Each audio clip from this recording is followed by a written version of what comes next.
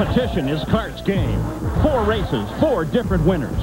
Over half the teams have led in those 4 races. Today we're back at Nazareth Speedway, the Andretti hometown, to run the race that was snowed out back on the 9th of April.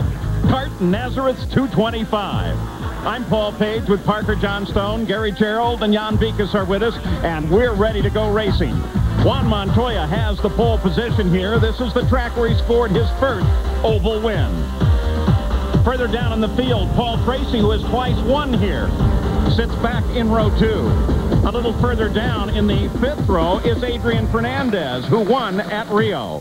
Jimmy Vasser is in row 6, a former winner here. Twice winning here is Michael Andretti. He also won this year, as did Max Pappas. And as we show you the rest of the field, we tell you that Takuya Kurosawa had problems this morning during the warm-up, and those problems eliminated him from the race. He was coming off at turn 4 when he caught the wall. It wasn't a serious crash, but it knocked him out for a few seconds, and the rules say you're knocked out. You can't go racing on that day. So he becomes a spectator. The race here today, over this track that's a little under 1 mile around, 225 laps. And they will stop on the 74th to the 81st, but Parker Johnstone, they could stop a lot earlier than that. They sure could. If you pit under the green here, you'll lose at least 2 laps. So if we see a yellow flag anytime after lap 30, expect them to come in for that first round of pit stops. There is the possibility of rain. It's a threat. It's not a great threat, but it is certainly on everyone's mind. Pace car already rolls off of the field, and they are streaming toward what should be a green flag. 225 laps ahead. Montoya jumps into the lead, but there's trouble back in the field. Dario Franchitti, looks like Cristiano D'Amato also got caught up.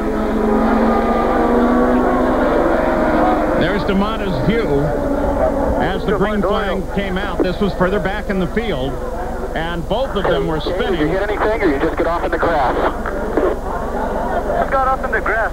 Ask them to push me quick. Okay, there's nobody out there. There's nobody getting out there to us, buddy. The first of the safety trucks are now beginning to arrive on the scene. Obviously, both the drivers are okay. Parker, here's what happened. Coming off the last corner, you can see in the back Franchitti, who had started back in 14th. We can't tell if he got tapped. Cristiano D'Amato, trying to avoid contact, goes down for the grass. And obviously Franchitti made light contact with the Armco just behind him. And the impact of the barrier is enough to bend the rear wing on Franchitti's car, something that they should be able to change quite readily. And in fact, most of the teams keep in the pits for just such an occasion. So on the start, we go yellow. We'll be back. Combat Rangers. They're rough, they're tough, they're battle-tested. They're lean, mean fighting machines. When there's a battle to be won, Combat Rangers get the job done, making backyards safe for democracy.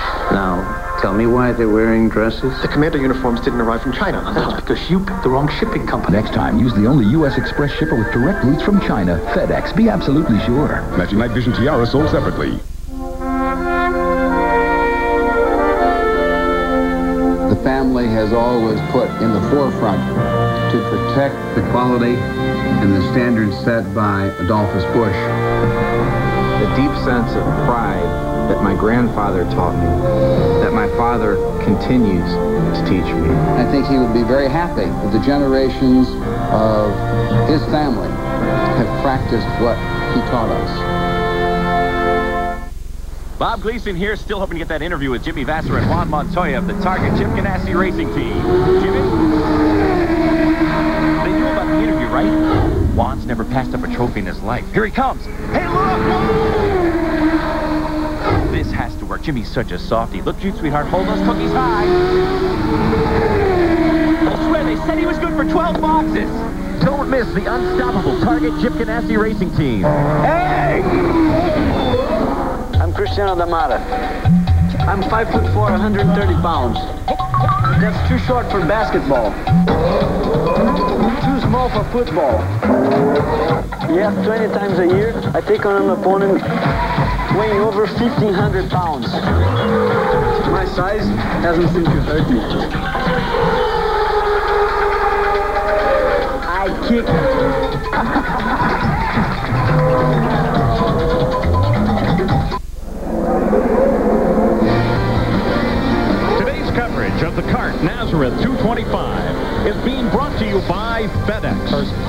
sponsor of the FedEx Championship Series. And by Brewery Fresh Budweiser, official beer of CART. Hey, race fans, this Bud's for you. Well, we roared off to a start, and then right away the yellow came out. That's Dario Franchitti. He is out of his car talking it over with his team. Apparently the damage is too serious to repair. Here is the view from Cristiano D'Amata's car of this start. Cristiano starting back in 19th place. It looks like Dario just smoked the tires. You can see he made contact with his teammate. It looked like Oriol Servia got down in the grass. Ironic that it should be contact with Servia, who's had the exact same problems that Franchitti had the last two races. None of you here. It looks like he just lit the tires and started spinning. Yep. Unfortunately, even though the contact with the wall is very light, apparently enough to take the car out of the race. This is how Mark Blundell saw it. Starts to go around the high side of Servia here. You can see him give a little wiggle, which must have been... Yeah, there you go, the smoke from Franchitti. And he must have bent the rear suspension, Paul, when he tapped the inside barrier there, and that's probably what put him out, unless he damaged the back of the gearbox with that. Remember, Mark had a similar situation at Rio because of a spinning Tagliani in front of him. So, Jan Vikas, what's the story on Franchitti? He's out of the car, obviously. Yes, and let's find out. Dario, a very short day for you. Was it just cold tires, or were you tapped from behind? No, it was cold tires. There was no contact. I know initially when we put on the power, everybody was nervous. I wasn't. I got up to a bit more speed. I thought, okay, things have settled down. Okay, on the power a bit harder, and it just started to swap ends on me. I was running the thing backwards. I managed to spin it, so it was going backwards. I tried to flick it round, but didn't quite get it and hit the wall. So very disappointed. Okay, we're going green. Sorry, you're not part of it. Thanks, Dario. With Franchitti out, the green flag flies, and we begin to race once again. Montoya leads it, chased by Fittipaldi. Everybody smoothly clear through the start-finish line. Paul Tracy is in third place. That's Helio Castroneves back and forth, followed by Kenny Breck and Gilles de Ferran.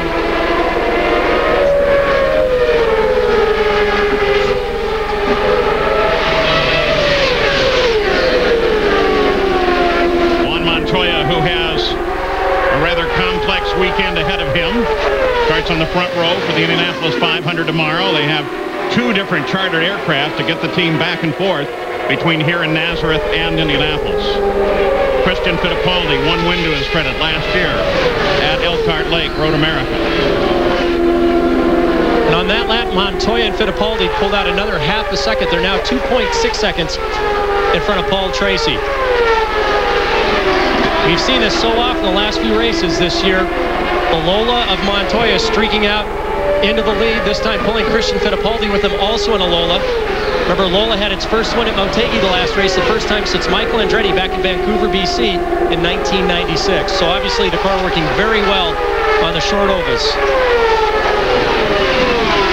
Helio Castroneves closing on Paul Tracy. Tracy has had a terrific year, which has led to his current lead in the points fight.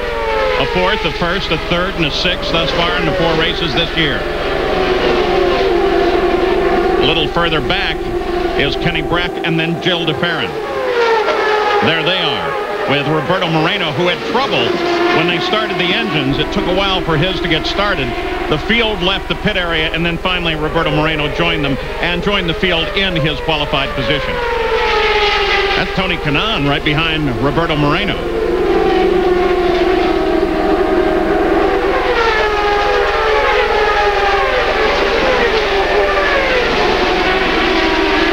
Normally, we'd like to give you the running order in the upper left-hand corner of your screen. We're not able to do that right now. There are some issues with a changeover in the scoring system, and so we're still trying to chase that a little ourselves, and we'll try to keep you as up-to-date as best we can. Luis Garcia Jr., that everybody is moving around, he wisely takes it down offline, lets the field come past, but it also tightens up that battle.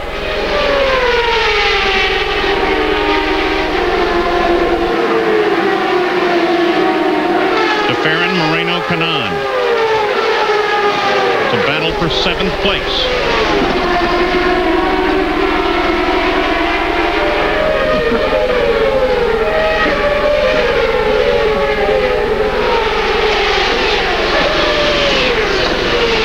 Montoya continues to lead over Fittipaldi. Fittipaldi has dropped almost a second and a half back from the leader, Montoya. Tracy's back another 2 seconds, so that's why this is the battle on the course right now.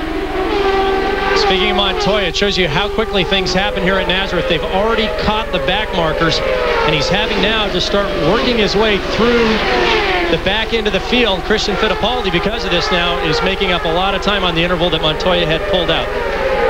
We take it back to the front of the field. That is Montoya, with Cristiano D'Amata just ahead of him. Had that incident on the start. Jan Vika's story on tires? Yes, Paul. A lot of people are talking, and certainly we heard from Dario Franchitti what happens when the tires are cold. A lot of the radio communications have been at the moment that the tires are not up yet.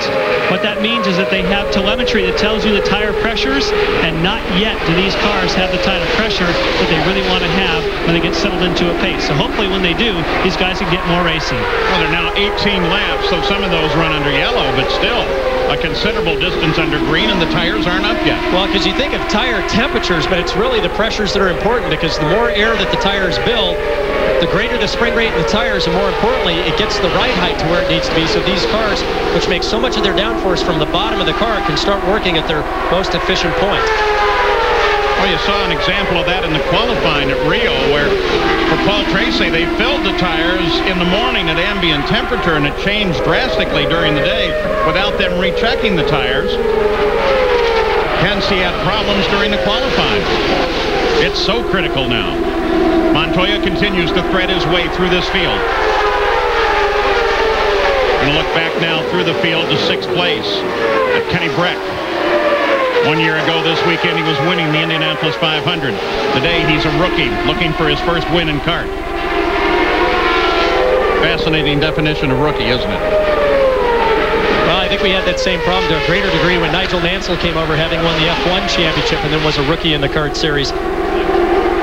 In reality, you have it all up and down the order. When they come to kart, they probably won a series somewhere else. Jan Vikas just checked in with the Ray Hall crew to find out what the status of Kenny Breck is.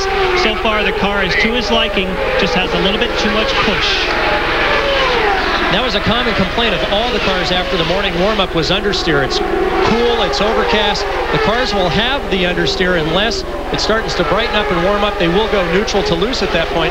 But I imagine on the first round of pit stops, we'll see a lot of front wing going into these cars. 3rd place, Paul Tracy, now beginning to engage some of the traffic as well. Again, that's Cristiano D'Amata just ahead of him.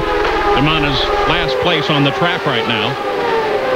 And behind Paul Tracy, one of the 2 Penske cars, that's Elio Castroneves, who has now announced that they have taken the hyphen out of his name. It used to be Castro-Neves.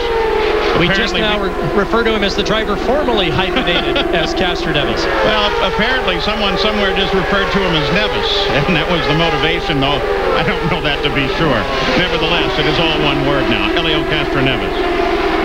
Montoya leads it, followed by Fittipaldi, Tracy, then Elio Castroneves. You watch him there. Kenny Breck is right behind him. Gil DeFerrin, Moreno, Canan, and Adrian Fernandez. 25 laps are complete already. We've had 1 caution. That was the spin on the start of the race.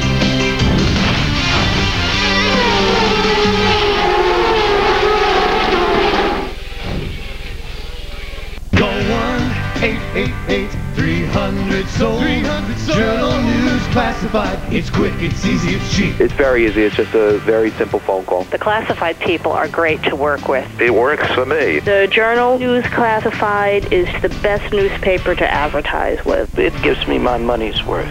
Go 1-888-300 sold. Journal News Classified. It's quick, it's easy, it's cheap. It always works. Oh. Good shot. Bull. Bull. Bull. Bull. Bull. Looks like Don got away from you, Hale. Really? Don't miss the Lake Path Long Island Classic, July 24th through the 30th. Call Ticketmaster now. Changing. If you missed it the first time on ESPN, here's your chance to see what may have been the greatest tennis match ever. Agassi, Sampras, the Australian Open 2000. Unforgettable 5-set semifinal matchup. It's an instant classic that will get you warmed up for what could be a repeat at this year's French Open. Agassi-Sampras The Classic Clash, presented by American General, Monday at 7 on ESPN Classic. To get ESPN Classic, call 1-800-CLASSIC. Tonight on ESPN at 7, it's Do or Die for the Avalanche and Stars. At 10, Baseball Tonight, and at 11, Sports Center. On ESPN2 at 7 RPM tonight. At 7:30, it's Major League Soccer action, Dallas at DC. At 9:30, ESPN2's Thunder. And at 11:30, NHL Tonight. And on ESPN Classic, an entire evening's worth of wire-to-wire Indy racing action. Do you have all the ESPN networks? Join ESPN in prime time as the NASCAR Craftsman Truck Series heads to the Pacific Northwest for some of their exciting short track action. For more, log on to ESPN.com, part of Go Network, go.com. Back at Nazareth with the kart Nazareth 225, you ride with Jimmy Vasser. His teammate, Juan Montoya, is currently the leader. He has been all the way, and nothing has changed since we left you. The interval between Montoya and the rest of the field just changing depending on the type of traffic that he's running into. The problem is trying to pass here. With the Hanford device that they're running this year, creates more downforce than last year with this new wing package. Remember last year they ran the super speedway wings, but it also creates more turbulence. The guys can catch up to a car in front of them, but it's difficult to get up and next to them in order to pass them. This is the fight for second place. Christian Fittipaldi, the black car, yellow helmet. Right behind him is Paul Tracy. Tracy has been able to move up on Fittipaldi in the last few laps. Jan? Check with the Newman-Haas team to find out if everything's okay with Christian. They say we have a problem with the radio. Christian can hear us, but we cannot hear him. So if he needs any changes in the handling, right now, we won't know what that is. But Newman-Haas Racing, like most of the teams, do have a set of hand signals that they can at least use. It's not nearly as efficient as a radio would be, but he's not totally offline. Well, and I think for some of the teams, they'd just soon be able to talk to the driver, but not be able to have the driver talk back to them. Also, I don't know what it looks like on the 2,000 square inch televisions at home, but at one shot every now and then through the fence where it flickers white, 2 or 3 times Parker and I have both thought, whoa, is that an engine going or something else happening? No, just one of the optical illusions of the fencing here at Nazareth. You can see them working by Norberto Fontana there as they're coming through, and also Cristiano D'Amata.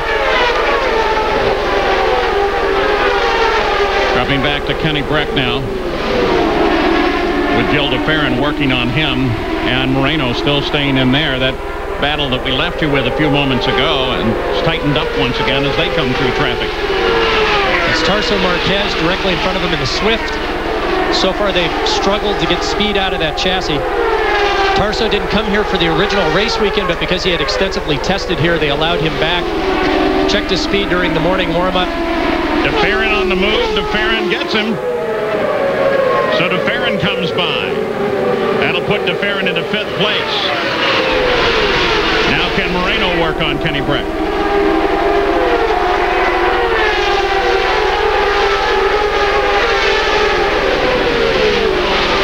Boy, DeFerrin's taken off now.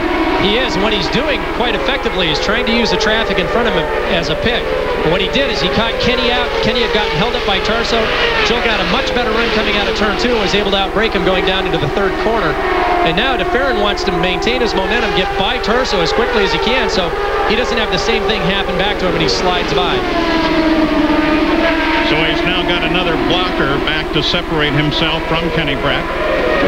DeFerrin to 5th. Breck, then Roberto Moreno. But Tarso Marquez in that blue and yellow car sits in between DeFerrin and the other two. Gary Gerald. Quick update regarding the leader, Juan Montoya. Paul, he's about to encounter a tremendous group of traffic, and Chip Ganassi has been the most animated along this end of the pits thus far, because earlier on, as he encountered those at the back of the field, he was having a hard time getting by, and Chip was lobbying officials to contact other teams to get their drivers out of the way. Well, Juan, we know that he sometimes has a tendency to be a bit impatient. Now coming up where he's got a long string of traffic in front of him, we'll keep an eye on this team and see whether or not they can keep that patient patient factor, because the drivers almost all agree being patient is maybe the most difficult thing you do on this very busy near 1 mile oval. You're always turning, you're always in traffic. Tracking the leader from the Honda Helicam, looking down on Nazareth Speedway, the world's most polite man, Gary Gerald, but John is occasionally impatient. Well said, Gary. Well, just once in a while. And as he comes up through the field, obviously it's going to be harder and harder to go by. He goes by Mark Blundell here, but the next person in his sights is Michael Andretti. And I guarantee you, Michael's just not going to pull over and let him by. We're going to see how this battle shapes up here. Let's see. Michael, born here, lives a few miles from here, has twice won here. Yeah. Yeah, I'm going to let him by. Yeah, and this is a little surprising. Michael running back in 16th place. They had done some testing at Milwaukee, thought they had gotten their short oval problems figured out. Obviously, his teammate had done quite well during qualifying here 7 weeks ago.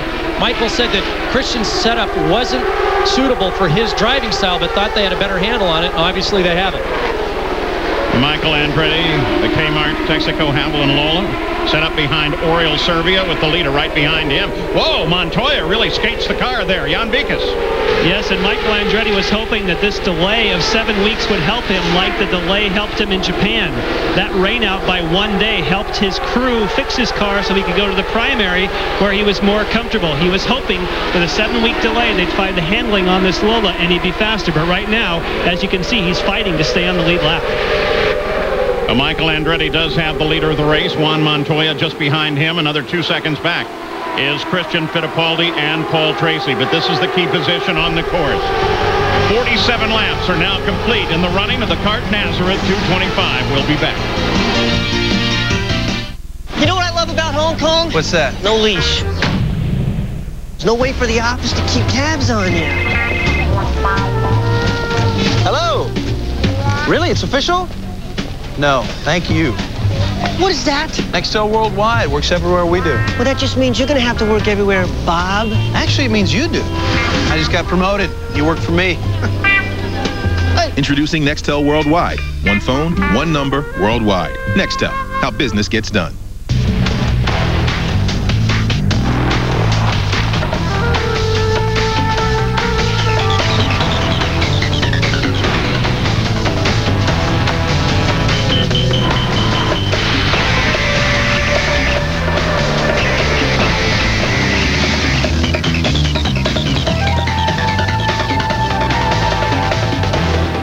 You thought we only made cars. Indy winners demand great performance, but so do you. Firestone introduces the Firehawk SS20 for road-hugging stability that reflects very well on its owner. The Firehawk SS20 with Unity Ultimate Tire technology from Firestone. Firehawk, born at Indy, performs everywhere. Get this Firehawk Target Chip Ganassi Racing Champions jacket free when you buy 4 Firehawk tires with Unity or Unity AQ. Hey, check it. Thanks.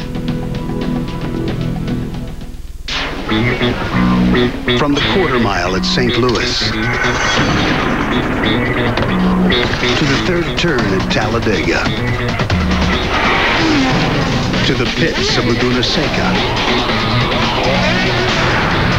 Wherever innovation is the margin between win and lose, the pros reach for the same tools you do. Craftsman, the official tools of CART, NHRA, and NASCAR. Back with the CART FedEx Championship Series. Paul Page, Parker Johnstone, Nazareth, Pennsylvania. Nothing changed since we left you. A very frustrated now Juan Montoya continues to work at the back of the car of Michael Andretti. Now, Michael is 16th. And apparently, Montoya's team has been lobbying very hard for those cars ahead of him to move over and let him pass. But everybody ahead of him, one, doesn't want to go a lap down, and two, they're all running for position. Yeah, I mean, you can't expect Michael, Oriol, Max, Pappas, Tagliani, Gugelman, and the rest of the guys just to move over because Montoya's behind him. And as you said, not only are they fighting for position, but they're going to do everything possible to stay on this lead lap, because if a yellow were to come out, they'd make up the track position. They don't want to go a lap down, otherwise their race is over. So, I mean, Montoya's really got his work cut out, and obviously Christian Fittipaldi is now closing the gap. There he is, right behind the car there of Mark Blundell. And as a driver, you can really feel the pressure when you've gotten held up like this.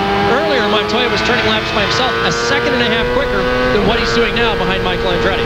And Christian Fittipaldi has Paul Tracy, the current points leader, right behind him. And Tracy, you know, is thinking, boy, if I can use Blundell right, I'm past him and into second. Gary Gerald. Well, you touched on the fact that Juan Montoya, as the defending champion, has had so much frustration this year, Paul. And Chip Ganassi is a master on the radio. In between lobbying the kart officials, he's telling Juan to just stay calm. We're working on it. He's trying to do everything he can to keep his young driver as patient and as possible. You got a glimpse of him there. It's the psychiatrist of the pit area.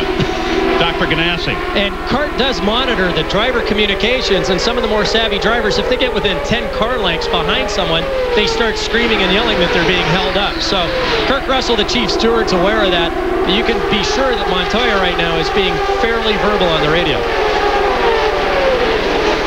And again, we apologize for not having our usual pylon up in the upper left-hand side of the screen. The interface between CART scoring and our system has been changed this weekend.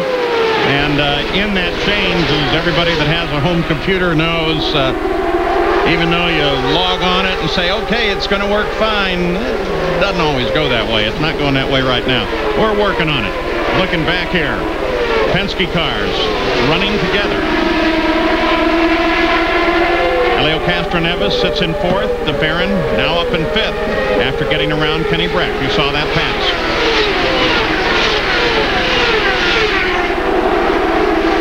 They're only sitting about a second and a half back from the Fittipaldi-Tracy battle.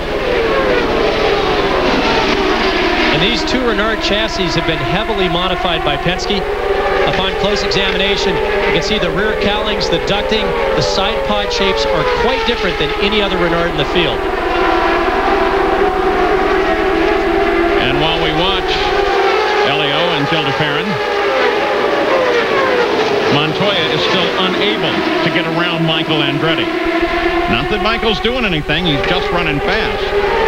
On the other hand, Montoya is showing some patience. And unless Michael makes a major mistake and Juan can get a good run at him, as I said a little bit earlier, passing here is difficult. They've gone from 3,000 pounds of downforce last year to 3,500 pounds this year, but the drag has gone up from 1,100 to 1,400 pounds. Creates a huge wind shadow of turbulence behind the cars. Even if the driver's able to get up next to the car, they don't have quite as much grip as they had, say, a few years back, where they're up to over 4,000 pounds to use that outer line going through turn 2 and try to get a run going down turn 3. Now, as we look at Montoya, you can look one car back, Mark Blundell, and then Christian Fittipaldi with Paul Tracy working on him. Gary? Quick update regarding Elio Castroneves, currently running in fourth place. One of his concerns coming into this event today was the fact that at Twin Ring Motegi, they had a substantial vibration that they picked up on long extended runs. Well, we're now on a long run as we approach our first scheduled pit stop. They were getting vibration so bad 2 weeks ago in Japan that he said he actually couldn't see clearly. Everything was blurred. That's why he lost a couple of laps. They are concerned about that coming in today. They've made tweaks on the balance of the setup of the car. They think it had been addressed. We just checked with the crew. They indicated that they're just riding right now. So apparently he's found a comfort zone. But they were getting unusual tire wear up front as a result of that vibration. Here's hoping he doesn't have it again today on the smaller track. Well, we're over a quarter way into the race. Just completed the 66th lap of 225. When we started the day, there was a threat of rain. In fact, when the teams arrived at the track early this morning for the morning warm-up session, as we take you back to that battle for second place between Christian Fittipaldi and Paul Tracy, it was about 57 degrees, but then the temperature began to drop, and that made everybody really worry about the rain. The radar has it a little to the south of this area, and maybe it's not going to pass through, but it's still on everyone's mind. Well, Montoya followed by Fittipaldi and Tracy. There are your leaders. It's Toyota, Ford, and then Honda. We'll be back. Your website's going to be set up like an MMDS gigabyte. A website should be orderly. I will give you art. This is your webpage, baby. Making website is like making good jam. Developed with the highest in technology. Got a hard drive. Who wants some? Who wants some? Look at the kid. Who designs your website is up to you. Hooking it up and delivering the goods, leave that up to us. But of course, you'll ship everything. FedEx. Like a FedEx plane. FedEx. Be absolutely sure. Now hear this. Big swimwear and short sale at Sears. As in big savings on suits for the whole family. Just in time for summer. And hey, you gotta get out of the pool sometime, so all shorts are 25 to 40% off. It's all part of the big Memorial Day weekend sale. It's only through Monday, so last one into Sears is a rotten egg. Sears, a good life at a great price. Guaranteed.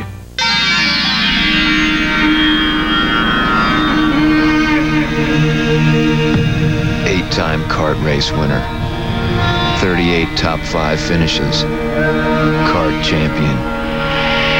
Jimmy Vasser is one of the smartest drivers in all of racing. Ever wonder what he's thinking during a race? Wall, bad. Finish line, good.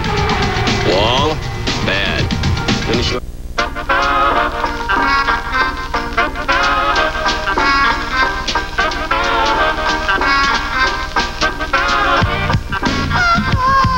Innovative new Motorola Time Port. Access to vital information on the internet, wherever you are.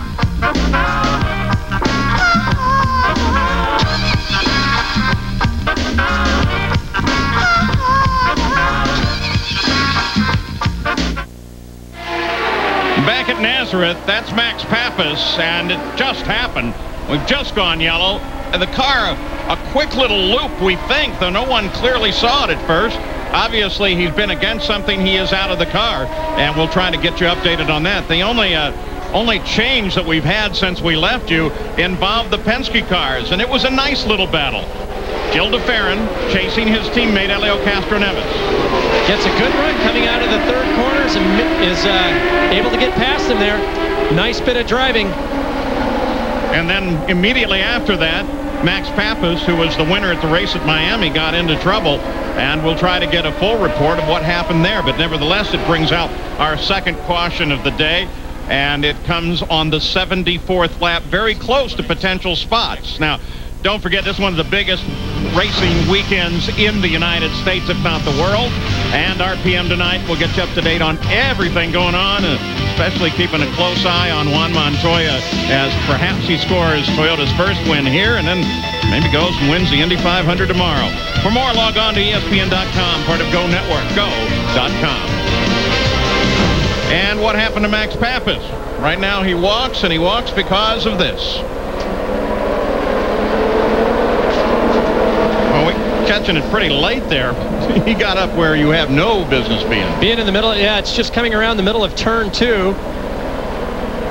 Looks like he lost on the entry. The car slid wide, made contact with the outside fence, came back across, and got the barrier on the inside. You know, I even wonder if he got the outside. I mean, it looked like he was close. Certainly the contact with the inside is what got one of the nose wings, but nevertheless, Max Pappas' day is over.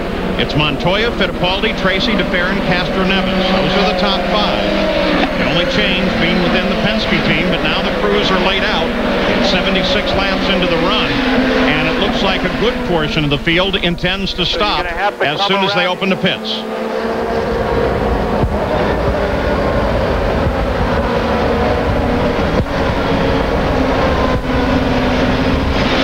And they begin to roll off. Fittipaldi will get to his pit before Montoya gets to his. Let's go to Jan Bigas. And we talked about Christian Fittipaldi not having that radio communication. They said wave if you do not win any changes. He has waved to the crew, so therefore Christian, who will be here in a matter of moments, they will not change the setup of the car. He stops it right where he needs to. We haven't seen much passing on the racetrack. It's all going to come down to how fast these pit stops happen, Gary. Juan Montoya getting service. There is a wing change on both sides of the front wing. Rims go up very tight. Short pit boxes close. Paul Tracy alongside.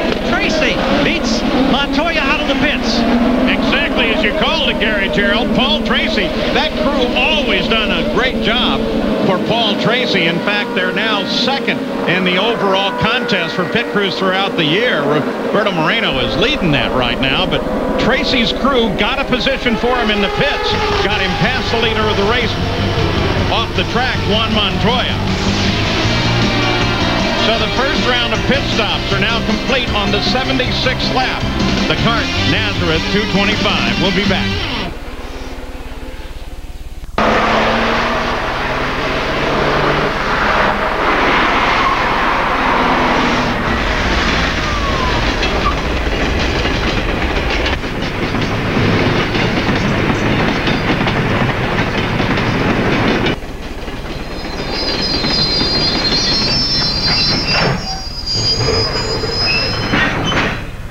Boxster S. Even heaven has its moments of hell. It's time to meet this great neighbor of yours, New York's Adirondack Park. Larger than the whole state of Vermont with over 3,000 lakes. See it all for free. Just call 1-888-GO-DAX. Call now. They're here and they're free. Your travel planner and road map. Featuring all sorts of outdoor recreation, plus plenty of waterfront lodging and activities. The Adirondacks. We're what a vacation is all about. Call 1-888-GO-DAX. The Western Conference Finals conclude on ESPN.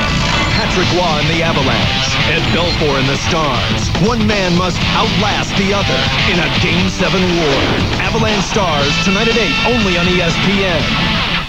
Join host Bob Lee as he takes a hard look at the week in sports and explores the major issues surrounding athletes on the groundbreaking show that takes you inside the game by going outside the lines. Outside the Lines, the Sunday morning edition at 10:30 on ESPN. Well, they're going to be doing the dance of celebration down at Team Green because the current standings now show Paul Tracy ahead of Juan Montoya. That's the way it is, and it's because Paul Tracy was able to pass in the pits. The team got him out a lot faster than everybody else. So Paul Tracy is now the leader of this race.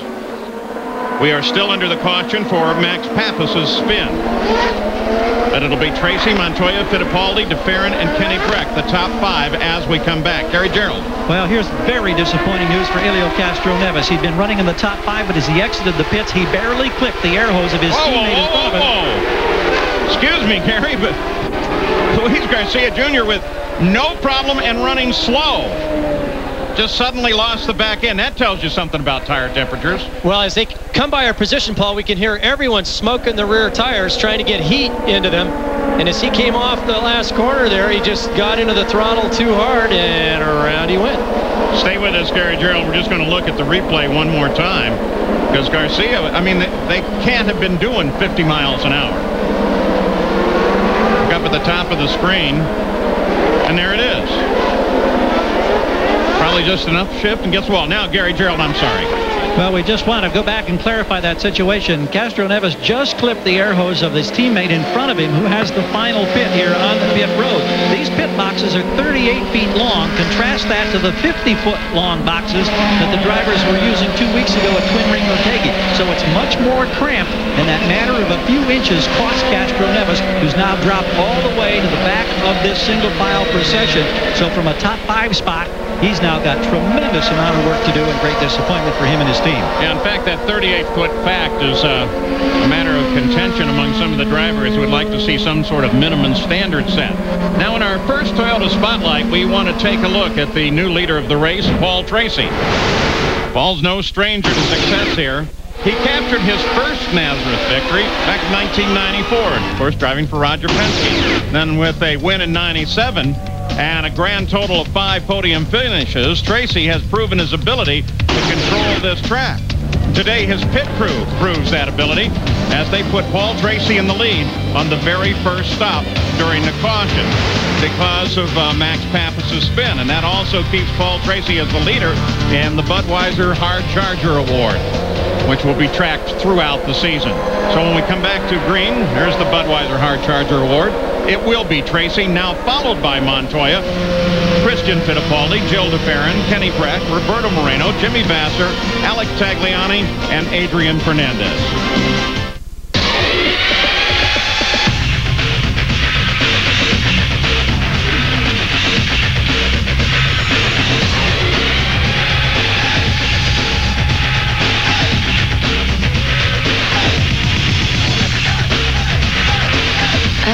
have that dream where you're driving?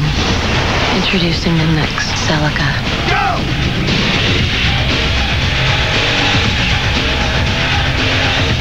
Let's go racing! It's a monster mini panorama weekend. See Mom and her Eric running toward top and 6 another small block, take on 11 jobs at once.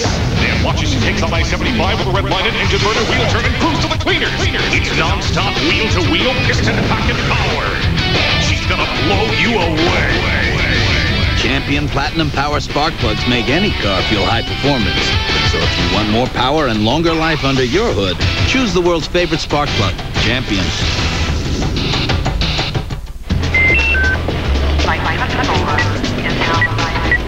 Rich, we're going public with the news. Let me know how soon you can get everyone together. Email me. Andy, David, can you deliver 4 cases of champagne? Hold on. By 3? Great.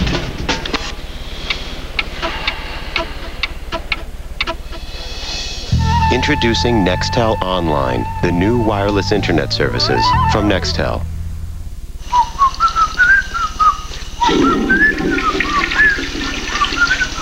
Hey, man. What's up, dude? How you doing?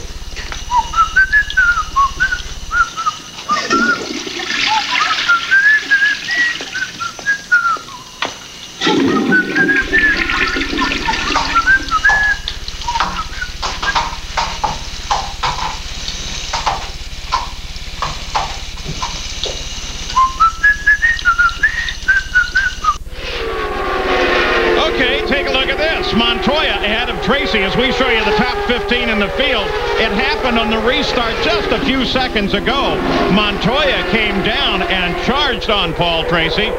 Sorry we didn't have it. We're going to show it to you, so don't worry about that. But there is a top 15 for you with Montoya as the leader on the 87th lap. This was the restart. Montoya almost totally lost it as the green came out, and then surged past Tracy at the start-finish line and took up the lead. It was an awesome restart. The first restart they waved off. Tracy had gotten too big of a jump on. The second one, Montoya got right underneath his gearbox, slid the car all the way through 3 and 4, and beat him to the line. Green flag was out. It's a legal pass, and he goes off into the lead. Yeah, but let's go back. But that was a second attempt at restarting the race. On the first one, they said, the cart officials said that Tracy jumped the start, but if he's the pole sitter and he's the leader of the race, he's the leader of the race in this case, can't he just go when he wants? Well, there you have it. You're the race driver, guy. If it were my race, I'd go anytime I wanted to. John Vikas. We checked with Barry Green about the fuel on board for because he made such a fast pit stop. Makes you wonder, did they fill it up with fuel? According to Barry Green, yes, in fact, they got all the fuel. And he did have some discussions with the kart officials after that restart to make sure that Montoya was legal in that pass. Well, Montoya is the leader, Gary Gerald. And Chip Ganassi, Chip the cheerleader, he was on the radio, said that was fantastic to Montoya. Well, we saw how fantastic it was, but then in a more serious vein, he also told Mon that the tires looked good, that the right front was in very good shape. So they're very pleased with the way that car is working, the setup, and obviously the kid is on track once again. Gary, you've also been keeping track of Alex Tagliani, who has just moved into 7th place. Yeah, they came in and they told him that they still had 7 gallons of fuel on board at lap 75, but they decided that they'd better take advantage of the yellow because the thinking up and down pit road is if you have to stop under green, you're going to lose 2 laps to the field. So they just couldn't take that gamble, even though he was getting tremendous mileage.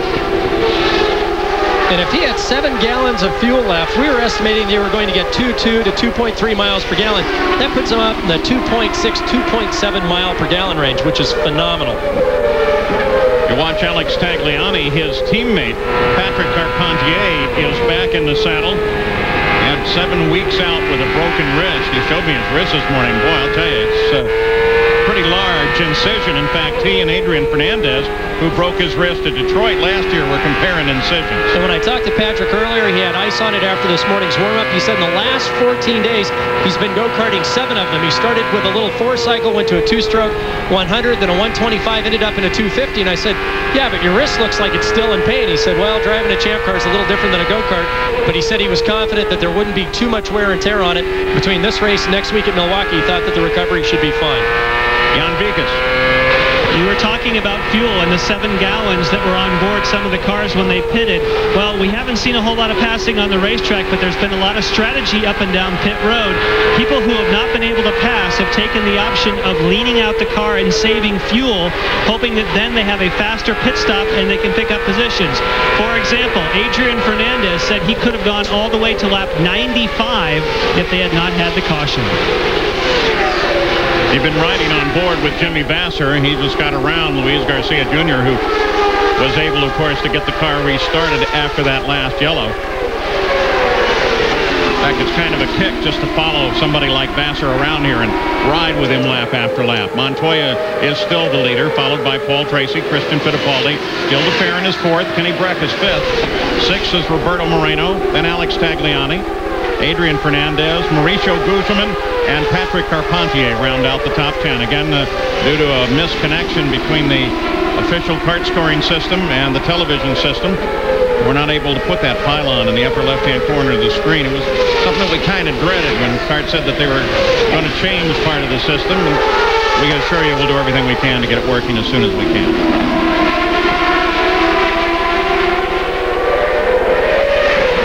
Montoya the leader.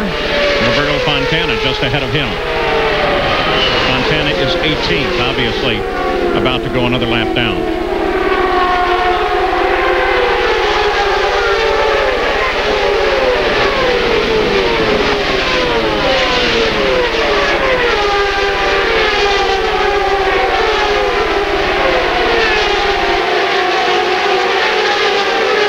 Let the field come through as you look for your guy. Just watching Cristiano D'Amata and his buddy Tony Kanaan going at it. Remember, Cristiano's now a number of laps down, but still a racer. He's not going to give up any positions that he doesn't have to. Cristiano had to make that evasive maneuver on the start of the race when Dario Franchitti, who is the only car listed out right now, Dario Franchitti spun. Apparently the cold tires contributing to that. And D'Amata, who was running down off of the last turn on the inside of the course, thought it wiser to spin the car than try and chock the brakes and certainly not go to the right, which would have put him into the side of his teammate, Oriol Servia. Servia, on the other hand, now running in 12th place. This is a very unusual oval. We haven't really talked about the track layout much. It's a little bit of a road course, a little bit of an oval. Here they come through turn 1, 185 miles an hour, 4 Gs. You saw the upshift from 5th to 6th. Now into turn 2. It's uphill through here. Minimum speed's 155 miles an hour. Once again, 4 Gs. Now downhill, coming down like a 4-story office building. They're on the brakes, usually downshift here. 185 miles an hour at entry, 140 at the minimum cornering speed, 3.6 Gs. Fastest point at the racetrack happens right here, just over 195 miles an hour. Take you back up toward the front of the field. Paul Tracy and Christian Fittipaldi. There is Tracy, and then 2 slower cars, and then Fittipaldi. Bright yellow helmet, the Newman Haas racing colors. Fittipaldi's got a problem from behind, too, because that's Gil de Ferran in the red and white Penske car just behind. And de Ferran is able to stay in very close contact. So this is a battle for 3rd place, while at the same time Fittipaldi trying to close on 2nd place, Paul Tracy. Juan Montoya is still the leader, and he leads now by 2.6 seconds over the 2nd place, Paul Tracy, with 105 laps complete.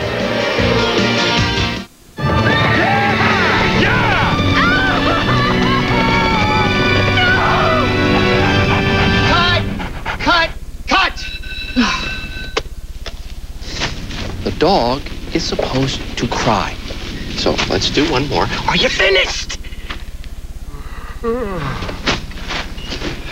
Rex, you're supposed to cry.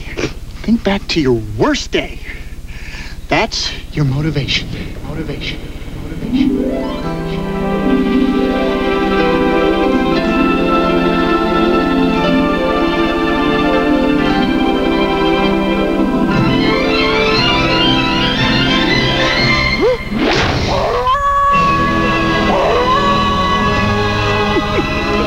Cut it!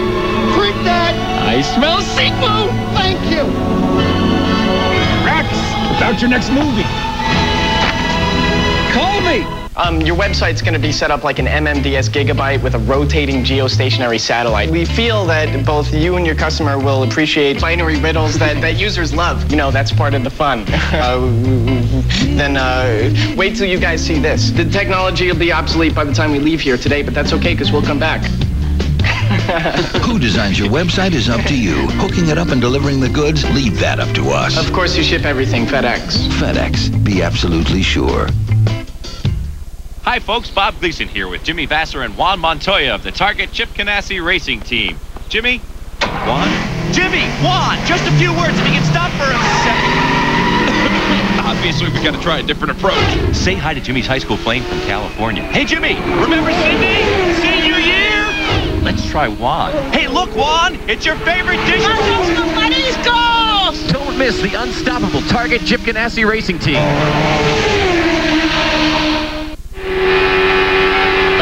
Nazareth 225. Don't forget tomorrow they run the Indianapolis 500. Montoya, of course, will be starting that race and hoping to notch a victory there.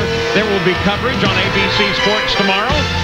And then, of course, ESPN and ESPN2 will also be providing plenty of coverage of the 84th running of the Indy 500. We have just passed the halfway point, so if weather was going to be an issue, it is no longer an issue relative to the end of the race. If it begins a downpour right now, this race is into the record books and is official, though the sky has been clearing a bit, and it doesn't seem likely. As we show you the top 15 in the run here, the only pass at the lead occurring when Tracy got past Montoya in the pits, and as soon as they went green, Montoya grabbed the lead right back.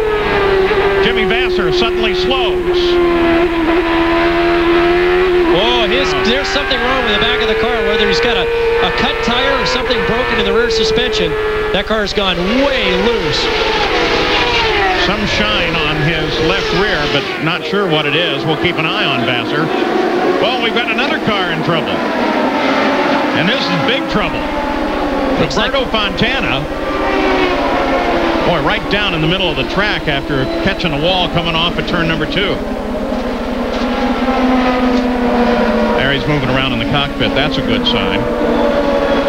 Boy, he comes right on top of Vasser's situation. Let's look at what happened to Jimmy Vasser, and we'll evaluate the situation with Montana.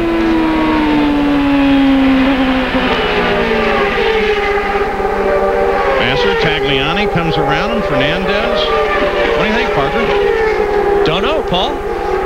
Good call, Parker. Always insightful. I really like getting that kind of information. It's a Target car with a nice profile shot. So a sudden slowing for Jimmy Vasser, and then immediately thereafter, this problem with Norberto Fontana, one of the Toyota-powered cars. Jan Bikas. Unfortunately for Patrick Carpentier, you come back to active duty, but what happened to your car?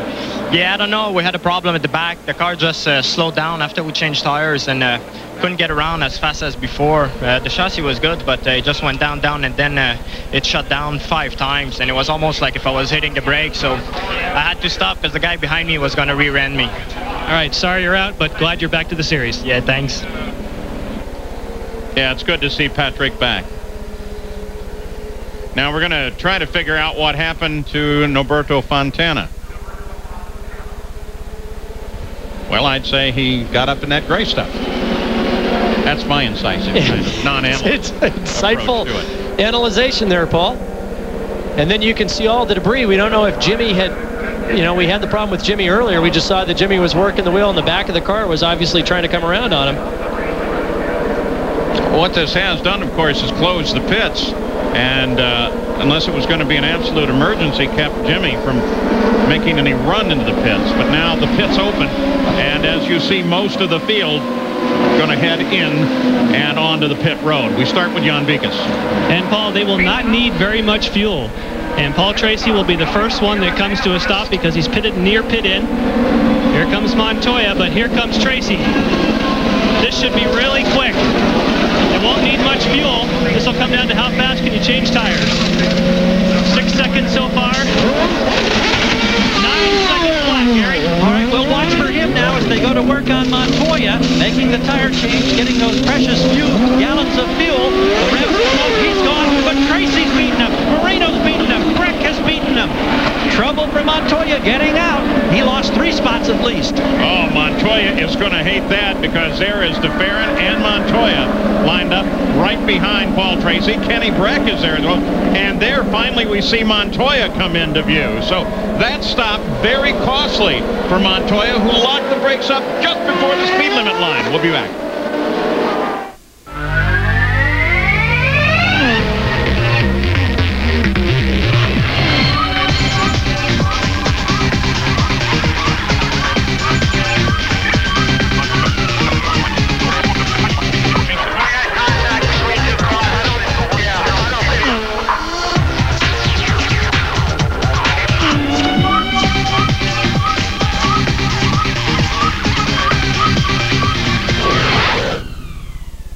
Indy winners demand great performance, but so do you. Firestone introduces the Firehawk SS20 for road-hugging stability that reflects very well on its owner. The Firehawk SS20 with Unity Ultimate Tire technology from Firestone. Firehawk, born at Indy, performs everywhere. Get this Firehawk Target Chip Ganassi Racing Champions jacket free when you buy 4 Firehawk tires with Unity or Unity AQ. Hey, check it. Thanks. You know what I love about Hong Kong? What's that? No leash. There's no way for the office to keep tabs on you. Hello? Really? It's official? No, thank you. What is that? Nextel Worldwide works everywhere we do. Well, that just means you're going to have to work everywhere, Bob. Actually, it means you do. I just got promoted. You work for me. Introducing Nextel Worldwide. One phone, one number, worldwide. Nextel, how business gets done.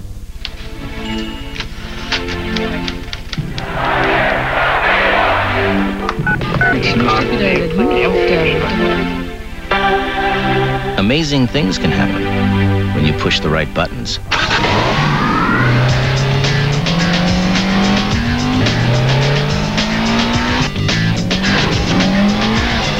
Introducing the 240 horsepower S2000 Roadster from Honda.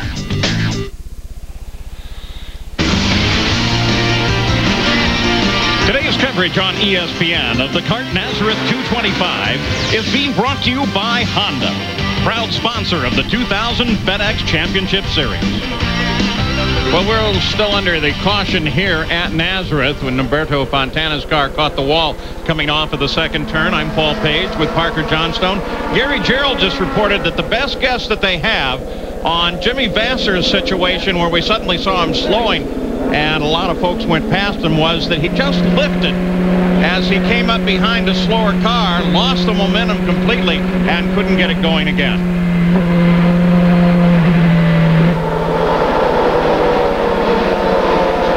In this Toyota Spotlight, we're going to take a look at Juan Montoya's pit problem in Japan.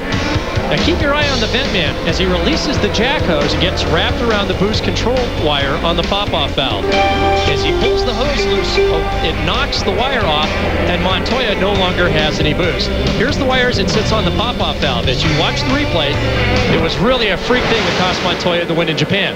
And they told us they've tried to repeat this exact same thing in the shop over and over and over again, and they couldn't make it happen.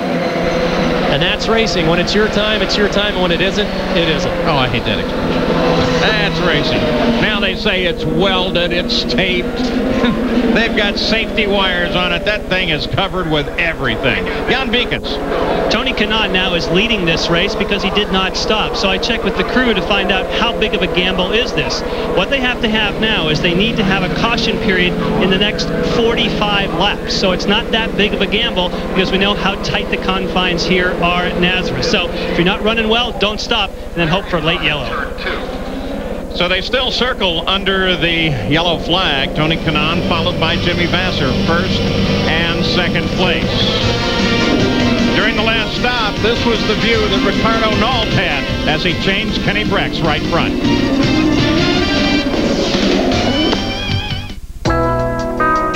Get the compact Presario 5900T Internet Bundle for just $14.99, and you'll get more than a great Internet PC. You'll also get a 17-inch monitor, color printer, Intel Pentium 3 processor, and one-touch Internet access. All this for only $14.99. Call 1-800-331-3471 to get yours today. Are you waiting to receive future payments from lottery winnings, lawsuit insurance settlements, or privately held mortgages, but need the cash now? Then why wait? This is the only number you need. Call Stone Street Capital at 1-800-WHY-WAIT and get a free, no-obligation confidential quote. It's that easy. You get the most competitive prices and great service. So why wait to get cash today? Even just enough to get to your next payment. Call 1-800-WHY-WAIT, extension 500. Saturday, May 27th, it's ESPN Classics warm-up for this year's Indy 500. A gas-guzzling, gear-grinding, flat-out, pedal-to-the-metal marathon of Indy Classics. Fight to 500. 22 hours of Brickyard beauties, the Unsers, Junior and Senior. Legendary A.J. Foyt, Gordon Johncock. Fight to 500. All day today. Only on ESPN Classic. To get ESPN Classic, call 1-800-CLASSIC today. Paul Page and Parker Johnstone, the cart Nazareth 225, 124 laps are complete. And as they cross the line, it's the 125th, so just 100 to go. Tony Kanaan and Jimmy Vasser did not stop at the last round of pit stops. Now, that puts them in the lead of the race, but it also puts them in a fairly precarious position relative to how they're going to finish this race. Well, everyone's going to have to make at least one more stop to make it to the end, so they're just hoping that a yellow comes out before they run out of fuel. They'll make their stop before anyone else, but track position is everything. If they come in first and go back out, everyone else comes in after them, they'll still be at the front of this race, and that's all they care about. Team Cool Green had an incredible pit stop on that last round and got Paul Tracy 3 positions up, put him in actually in third now, but relative to the race on the track, it was an enormous jump. And Jill DeFerrin, Roberto Moreno, and Kenny Breck all were able to get out ahead of Juan Montoya. Yeah, Moreno had a great stop. Once again, as you said, they're leading the pit stop challenge right now. They didn't put on fresh tires. So far, tire wear hasn't been a concern. Firestone's done a great job. When we left here 7 weeks ago, they had to dismount all 7 sets for every team, take them back, store those tires, come back, remount those tires, plus give them an additional set. The Firestone guys have just done a great job, and Moreno's team is hoping that tire wear won't be a problem, and that gave them track position in that last round of pit stops. Oh, those wily guys at Newman Haas just refueled Michael as they get further down in this yellow. Don't forget, in just a week, the Champ cars head off to the Milwaukee Mile. We'll have coverage of qualifying, the morning warm-up, and the Miller Lite 225. The coverage comes on ABC Sports. Alec Tagliani is answering a black flag. They said that the car was smoking, Jan Bikas. Yes, the kart officials said that this car is losing fluid. They argued and said, no, that's not the case. They're going to do a traditional pit stop here, and you can see at the back of the car that the stewards are looking it over very carefully to see if there are, in fact, some fluids leaking, and it appears as though that is the case. His day looks like it might be done. And an update on that, Jan, on the radio, Tagliani, when he was told that they were bringing in from smoking, he said, are they serious? Do they want to stop this race for a puff of smoke? Team said stay out. He said it was smoke from locking up his tires. That's a good answer. The young man's quick on the radio. So both of the players' Forsyth cars are now out of competition. It's a very special day for me. Normally I wouldn't do this kind of thing, but my daughter Marlo graduating with a Bachelor of Arts in Design for the Savannah College of Art and Design, even as we speak. Sorry I can't be there, sweetheart, but you know I love you. Watch Cristiano D'Amato's crewman give him the umbrella. He and his teammate Oriol Servia have different color umbrellas, and that's how they've been marking the pit today. It's something unique, something we haven't seen before. Looking down from the Honda Helicam, which circles over this track, and the long view down the downhill backstretch. Doesn't look like it that much to the television camera looking from the outside, or for that matter, even if you're sitting in the grandstand. But to the driver, they say you come off at 2 and look downhill, and it is very impressive. Ready to go green once again. They will go green on the start. Whoa! Cold tires again? I would assume so. This time it involved Paul Tracy. And we saw Jourdain in there. And Montoya's up there, too. Michel Jourdain Jr. appeared to be the start of the situation. We will look at it again. But, boy, this is going to have an effect on the race. You know, before I would have called that a Servia after Oriol had done it 2 races in a row, but now that everybody's getting on the act, You know, and it's not that cold outside. That's the thing. We see Jourdain Jr. loop it, coming onto the pit straight, bumps Paul Tracy. Looks Montoya into the back of Moreno, it looked like. Everyone else just scrambling. Oh, this is going to have a major impact on the outcome of this race. Tracy pitches it sideways. It doesn't look to me like it got anything critical on that hit. The real question is going to be over with Montoya, because he looked as if his nose really got poked into the back of Moreno's gearbox. Look at the damage there. Yeah, you're right, Paul. It took out that right front wing. And the only concern I'd have with Tracy is Jourdain's right front, where it hit Paul's side pod, is right where the radiator is located. Is hopefully the pod isn't that big of a deal, but if it damaged the radiator, then that would put Paul Tracy out of the race. Well, and the other question is Roberto Moreno, because that damage that you just saw as they get ready to change the whole nose and wing assembly, that came from the impact with the back end of Moreno's car, so you don't know what suspension parts or his tire might be damaged in there. Yeah, you can see Jourdain just line it up coming off the last corner. And we can see just before we cut there, oh man, what a mess. That's going to leave a mark. Yeah. You're going to see, we saw Montoya's crew guys trying to match the wing setting from his last change, but obviously with scoring that right front tire, they'll have to make the tire change there, put on the new front wing. And as you said, we'll have to see what's happened to the back of Moreno's car. So we will continue under the caution, and because of that, we can find out what Alex Tagliani's problem was, John. Yes, we saw him get out of the car just before the action on the racetrack. I assume it was engine related. We saw fluid. Yeah, I think we had a leak, and it's too bad because, I mean, we had problems in the pit stop in Japan, so we lost a race there, and this weekend everything was changed, and the Polaris Foresight team did a very good job in the pit, and we picked up a lot of position. We were running 6 because 2 guys were out of sequence, so I think it was pretty good, and we had a chance to finish in the top 5 this week, and so, you know, we'll catch them, you know, next round. Unfortunately, both these cars are out now. Thank you, Alex. Thank you. Gary? We're in Montoya's pit. Here he comes. We can see the damage at the right front on that wing, and it is extensive. Now his teammate Vassar made a stop, got fueled up. He exits. Juan sets here. Chip Ganassi oversees the operation. They're going to have to change the entire front nose assembly.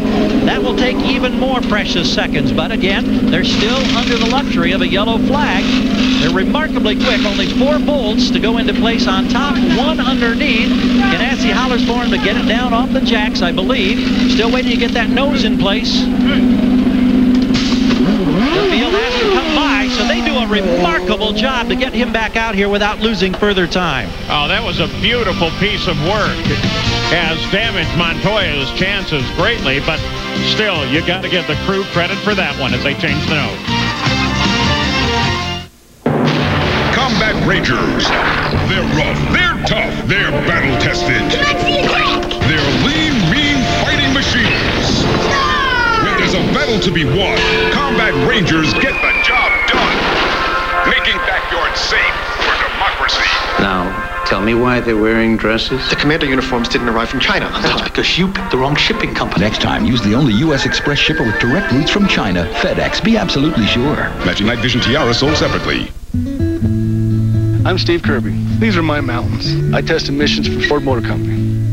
We're up here in the Rockies testing Ford, Lincoln, and Mercury sport utility vehicles. We're really concerned about the environment. Every SUV we sell this year is going to be low emissions. These vehicles average 35% less smog-forming emissions than the government requires. 35%. That's really amazing. The government doesn't make us do this. We're doing this for my mountains. Better ideas. Now hear this. Big swimwear and short sale at Sears. As in big savings on suits for the whole family. Just in time for summer. And hey, you gotta get out of the pool sometime, so all shorts are 25 to 40% off. It's all part of the big Memorial Day weekend sale. It's only through Monday, so last one into Sears is a rotten egg. Sears, a good life at a great price. Guaranteed. Tomorrow, it's going to be a heat wave in the Bronx.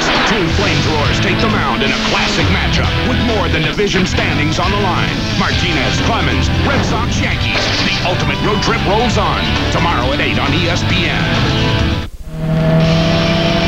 For For the 55th year, USAC's National Midget Car Series takes to the track for the annual Budweiser Night Before the 500 Classic. Join them in some of the great coverage, and it's terrific racing. For more, log on to ESPN.com, part of Go Network, go.com. Well, we're still under the caution flag. We're going to give you a rundown of the field with Tony Kanaan leading the field around right now. They did go green and then immediately went yellow. There was some question about how that occurred, but look at Tracy. Maybe now he recognizes a problem that they didn't know about before. Jan Beekes? Well, they did not think that he had any damage. This may be a strategic move for Team Green and Paul Tracy, because Paul has said on the radio the car is not damaged, and in effect it appears as though they're only going to be going for fuel here, just so they'll have enough fuel to get to the end of the race. They don't even bother checking out the car. About a 4-second pit stop. They have also been lobbying to see if they can get Paul back to where he had started, because they said the green had never come out. Why can't we take our position back on the racetrack? So far, CART does not agree. Well, CART has, in fact, said that the green did come out. You just saw the car of Jimmy Vasser go by, and he is the other big story here, because as perhaps you noticed, when Montoya came in for the nose wing change, Vasser was already in the pits. That should give him, Parker, enough to make it to the end? He's got to go 92 laps, but he and Paul Tracy have made the brilliant move, because everybody else will have to stop. These guys should make it to the end, resume track position at the front when everyone else has to pull in. Tony Kanaan leads them back to the green. D'Amata makes a move back in the field. Keep an eye on Montoya. He's 11th back there. Kanaan, DeFerrin, Moreno, Kenny Breck, and Christian Fittipaldi, the front five. If this goes green to the end, we won't see the strategy play out now for quite some time. But watch how this unfolds. If Montoya can get by Vasser, which he's done, it's going to be Montoya, Vasser, and Paul Tracy come 225 laps completed at this race. Vasser is back in 11th place. Paul Tracy is 13th. Gary Gerald? Well, let's throw one more name into the potential mix of going the distance. That's Adrian Fernandez, who's been getting 2.75 to 2.8 miles per gallon. They told me shortly before the yellow, if we get 10 more laps of yellow, we think we can get him there to the end without another stop. Right now, Adrian is in 7th place, and he could figure into that group along with this very small company of Jimmy Vasser, Paul Tracy, who've got fuel to go the distance. Christian Fittipaldi works on Kenny Breck. The battle is for 4th. With Alex Tagliani out of the run, he's been leading in the rookie points battle.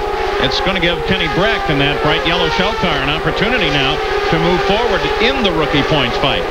There's Montoya as he now tries to get his way up through the field and lines up behind Cristiano D'Amato. On the restart of the race just a couple of laps ago, Montoya is making moves early. And a little bit of an advantage with his teammate sitting just ahead of him. Whoa. Goodbye, I got 3 of you, I'm gone. Quickest hands in the business. He's an amazing race driver.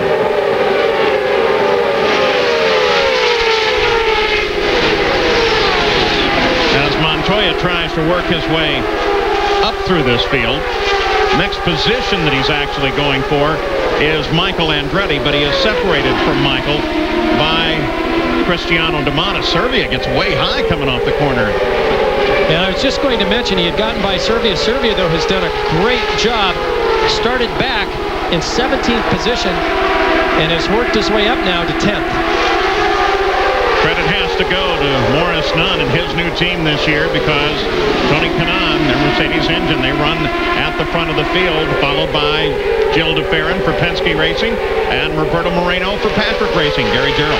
Well, you can almost smell these computers humming down here as the engineers crank out information on what kind of mileage it'll take to get to lap 225 without another stop. Michael Andretti's been told if he gets 2.58 miles per gallon, he'll be all right. Kenny Breck has been told get 2.68 and you'll be okay. Let's go to Jan.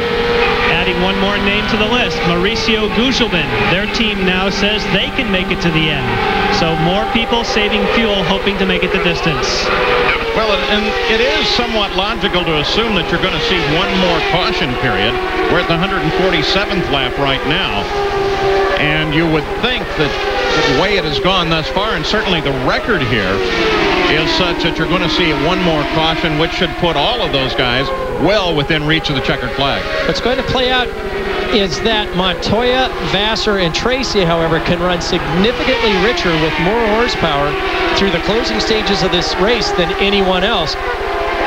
Can they use traffic? Can they use the horsepower advantage, though, to get the passes done, to get to the front if everybody else is in complete fuel conservation mode?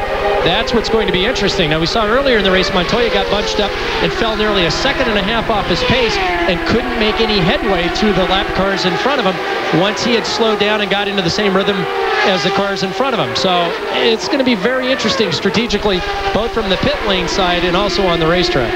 Richer, of course, means that they're using more fuel. More fuel means they make more power. More power means more acceleration and more speed. But it's a pyramid that they're sitting on the top of, trying to figure out how to get that fuel to get them to the end. And you're talking the difference of just over 900 horsepower if they're running fuel full rich, all the way down to the mid-700s if they've got the thing leaned out. So 150 horsepower is a significant percentage of 900. Can make a big difference if you've got enough straightaway and enough opportunity to pass.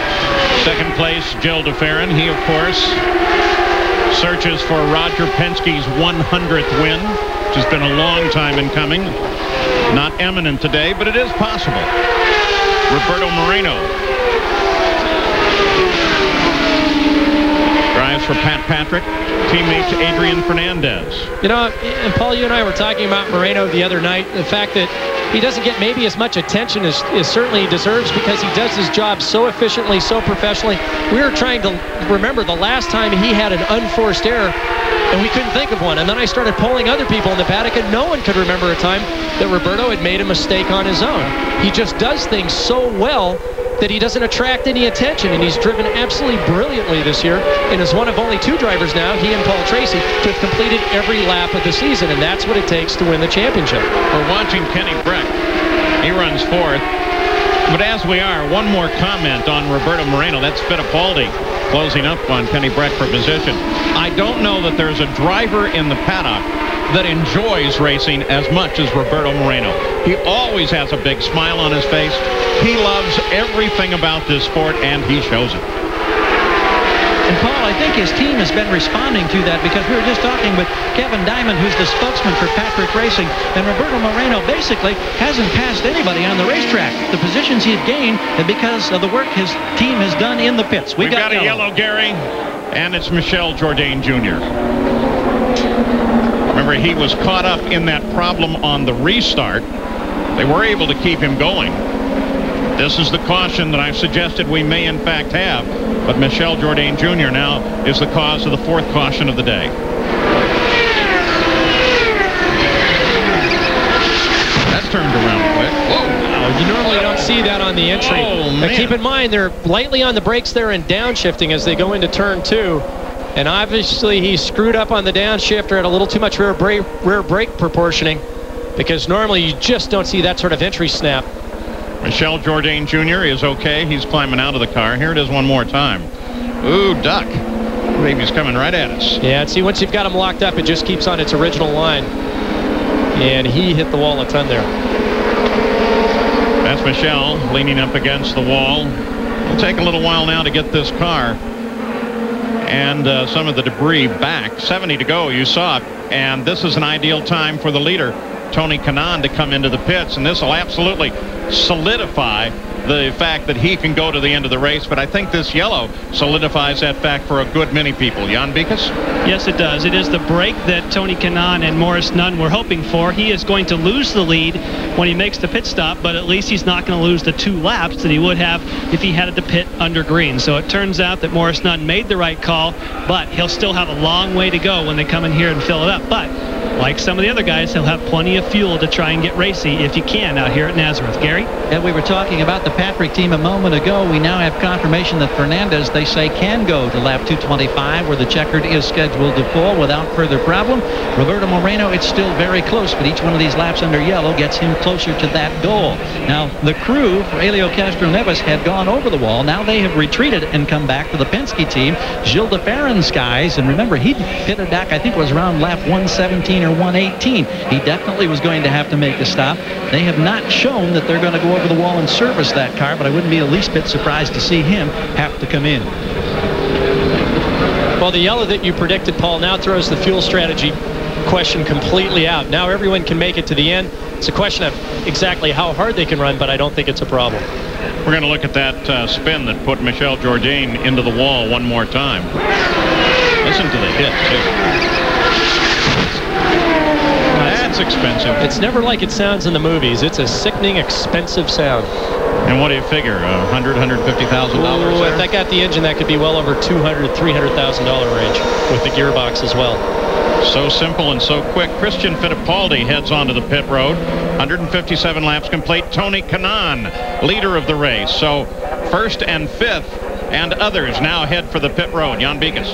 Yes, Tony Kanaan is going to get one turn of front wing, and we understand that Christian Fittipaldi is going to go for fuel only. Now, there's not really a huge rush when you make this pit stop under caution. It's pretty much just change the tires, fill it up with fuel, and make sure you don't make any mistakes. Not like what you would see under green. There's the front wing that we talked about, and you can see it's not like on a normal pit stop. That was a 12.09 by my watch. Not a huge rush, and now they can make a run from the back. Tony Kanaan, one of the great stories in the sport, last year won the U.S. 500 at Michigan. For a time, he was so poor that he had to sleep in the garage of his car owner, and they locked him in the garage every night. We'll be back with more from Nazareth. Nothing like food and water stolen from a precious little azalea. Thanks for the meal, Red. Ain't nobody gonna spray us now with all these delicate flowers around. Right, Red? Say, what's that? Roundup. No root, no weed, no problem. Indy winners demand great performance, but so do you. Firestone introduces the Firehawk SS20 for road-hugging stability that reflects very well on its owner. The Firehawk SS20 with Unity Ultimate Tire technology from Firestone. Firehawk, born at Indy, performs everywhere. Get this Firehawk Target Chip Ganassi Racing Champions jacket free when you buy 4 Firehawk tires with Unity or Unity AQ. Hey, check it. Thanks.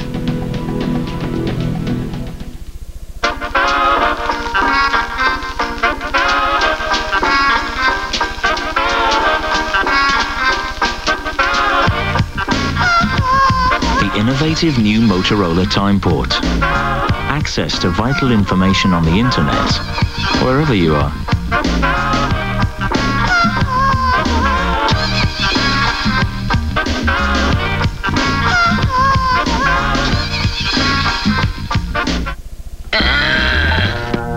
Whoa! Lawn weeds, huh, Pete? Yeah. All you need is Ortho Weed Be Gone. Kills more weeds than other brands. Didn't hurt my lawn. We guarantee it. Leave it to Ortho. My name's Bob. Tim. Karen. I'm quitting smoking. With Nicorette. Nicorette gives me 2 ways to help control my cravings. First, I help prevent them. You see, I set myself up on a regular schedule. 6 pieces a day. 9. 12. But you know when you just get that craving anyway, late for a gig, rough crowd, I take another piece to help take control. And now, after smoking for 20 years, I'm finally gonna make it. I'm sticking with it. I'm gonna do it. You can do it. Nicorette can help. Welcome back to the Kart Nazareth 225, the Andretti hometown, Nazareth, Pennsylvania. Mario Andretti honored here as the Grand Marshal and seemed to be enjoying himself thoroughly in front of his hometown crowd. This race originally scheduled to run back in the first week of April, and it snowed out. Not a whole lot warmer here today. It was about 57 degrees when we arrived at the track. Temperatures dropped a little bit. That's contributed to some cold tire situations, which has created some very expensive damage on these cars. We're going to show you the top 12 in position. They are led now, after the stops, after the incidents, by Jill DeFerrin. 100 for Penske? Well, maybe. Roberto Moreno is there, and now you're talking the Pat Patrick and Roger Penske rivalry, which goes back to the beginning of Kart. Kenny Breck sits in 3rd place, Mauricio Guzman is 4th, and Adrian Fernandez is 5th. Now, don't forget to join ESPN in prime time as as the NASCAR Craftsman Truck Series heads to the Pacific Northwest for short track action in the Sears 200. For more, log on to ESPN.com, part of Go Network, go.com. Well, Parker, all of those wonderful strategies that everybody figured out have pretty much gone in the trash can. Pretty much, Paul. Now it's race to the checkered flag. Obviously, Tony Kanaan's got a little bit more fuel than everyone else, but you know, as we talked about during the break, it doesn't make any difference at this point. Passing here is difficult. Someone like Montoya that's made so many brilliant restarts today is going to be what it takes in order to work the traffic the best. And really, until they start lapping the very tail end of this field, we probably won't see much passing other than on this first restart. Well, up here, looking over the start-finish line, we're making the assumption that all of these guys are in good fuel shape. Let's just check and make sure. Jan Bikas, what about second place Roberto Moreno? Well, he is one person that is not sure yet. They know that his teammate Adrian Fernandez is good to go. They've actually told him he can turn the fuel up. But they still need some more yellow and some more fuel-saving tactics by Roberto Moreno to save and make it to the end. So they're not sure, and he's going to adjust his driving style accordingly, which means he won't be as racy as he'd like to be. His teammate Adrian Fernandez currently runs in 5th place. DeFerrin, Moreno, Breck, Guzman, Fernandez, the top 5. We'll be back with more from Nazareth right after this. From the quarter mile at St. Louis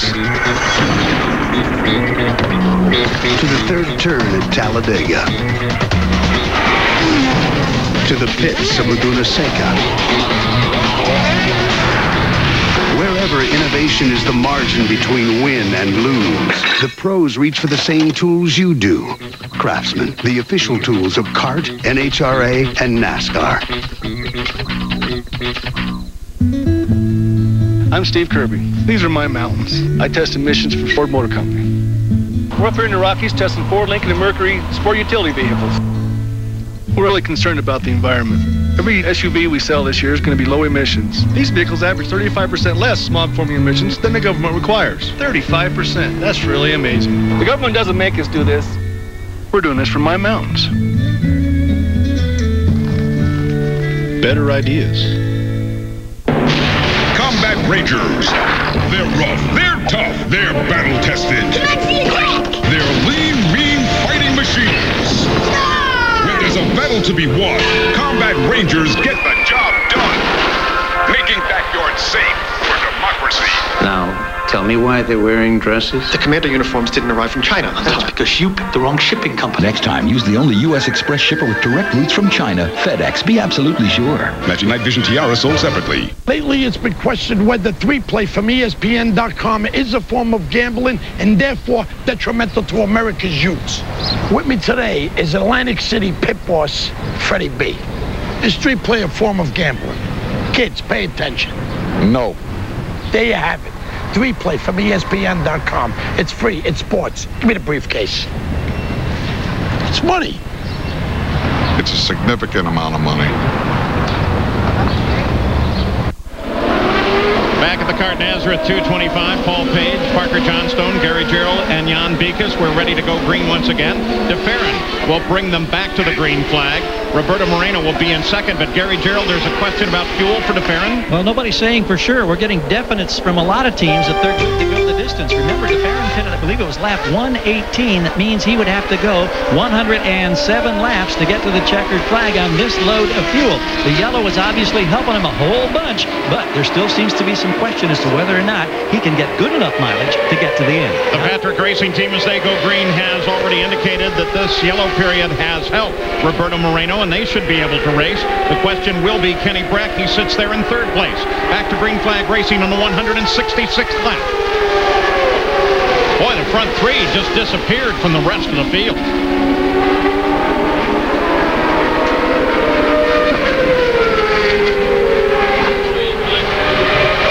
DeFerrin, the leader. Almost like there was a stumble in the field back about Mauricio Guzman. Big crash in front of me, Paul. Yep, big crash going into one. Martin Blundell and Helio Castroneves, it appears to be. It is Castroneves. Is the other car? Yeah, it's Mark Blundell and Castroneves. Yeah. It's in turn one. So now if there were any question at all for fuel for anybody, that's gone. Is Elio Castroneves okay? Well, they're both conscious. Already there. We saw them both moving. I saw Castroneves pushing some of the bodywork out of the cockpit. We could see from the onboard of Blundell that his hands were moving on the steering wheel. Boy, that did an enormous amount of damage to the right side of Penske's Reynard there for Elio Castroneves.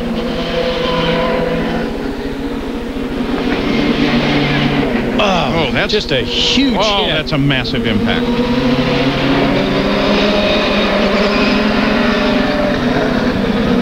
Castroneves catches the wall about 4 different times as it comes to a stop.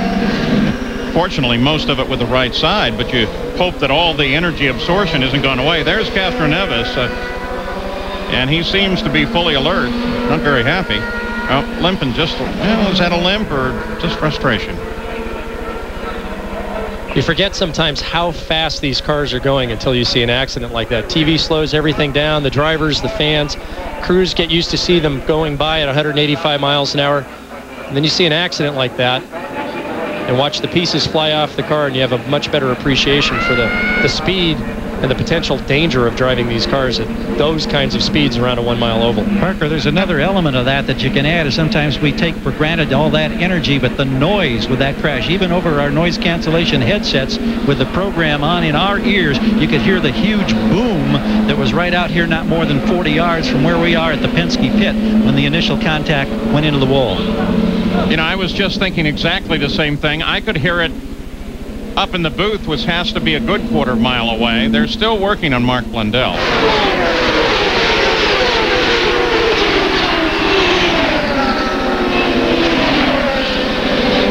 And let me tell you, things like that tire moving off down the course, it still is carrying a tremendous amount of energy.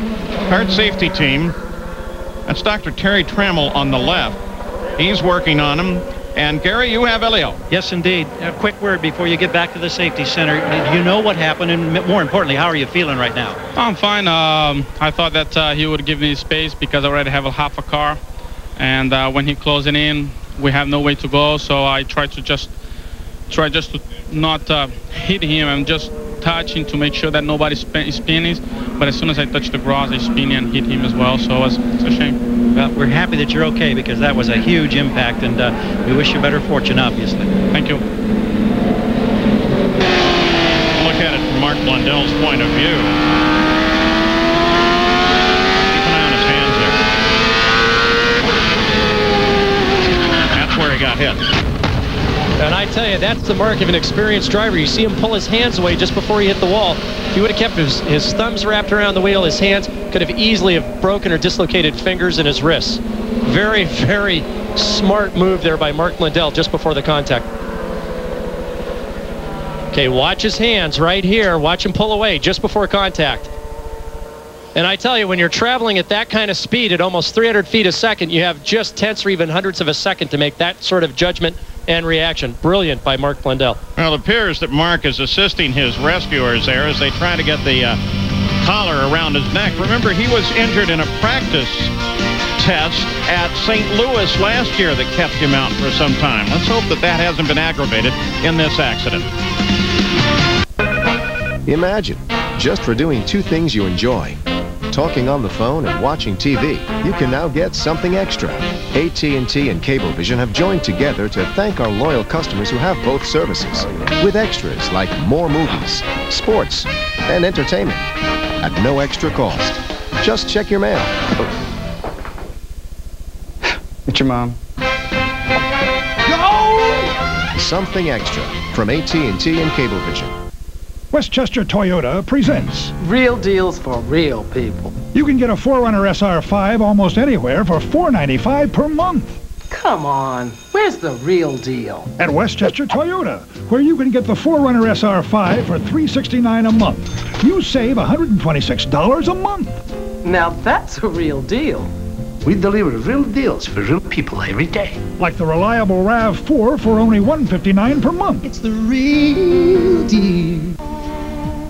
The Western Conference Finals conclude on ESPN. Patrick Waugh and the Avalanche, Ed Belfour and the Stars. One man must outlast the other in a Game 7 war. Avalanche Stars, tonight at 8, only on ESPN. How would you really like to get to know Jeff Gordon, Dan Marino, Dennis Rodman, Brett Favre, Pete Sampras, Charles Barkley? Find out why Greg Maddux wears a Mickey Mouse watch, what Mike Piazza does in bars, what kind of wrestler Tim Duncan would be. All this and more in Outtakes, a new book by Dan Patrick. Full expanded interviews from Dan's Outtakes column in ESPN the magazine take you inside the minds of today's favorite athletes. Offbeat, revealing, and fuego. Outtakes in bookstores now or through ESPN.com. Well, the kart safety team has Mark Blundell up and out of the car, though they have him on a backboard and still haven't moved him away from the car, though they're starting to do that right now. We are still under caution. 172 laps are complete, with Jill DeFerrin as the leader, followed by Moreno, Breck, Guzman, and Fernandez. Here's a replay of the situation. One of the things I wanted to point out, Paul, you could see the rear wing of Castroneva's car go up in the air, lots of debris. I had the opportunity to walk around the circuit for a few hours yesterday, and the folks here at Nazareth have done a fantastic job reinforcing this concrete wall. They've got some of the best catch fencing of any of the circuits that the kart cars run on. And as you saw that wing go up, the thing that kept it from going up any higher and endangering the crowd was this great fence that they built that comes up and over the competitors. You saw that one tire go bouncing up and over, and now it runs just ahead of Mark Blundell's car. And, you know, I've seen in racing, though not in the champ cars, I saw a pit crew member once saw a tire rolling that looked fairly slow down the pit. And he just reached out with his foot to kick it so it wouldn't go any further down the pits. Broke his leg just like that. There's a lot of kinetic energy in there. There's all that fencing you were talking about. You can see where they've added the extensions.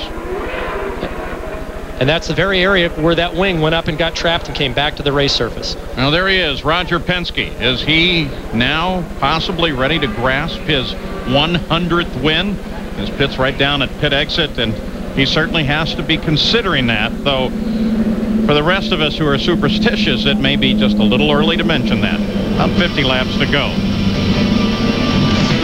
The kart, Nazareth 225, stopped again, really slowed down by the caution. They should be going back to green shortly.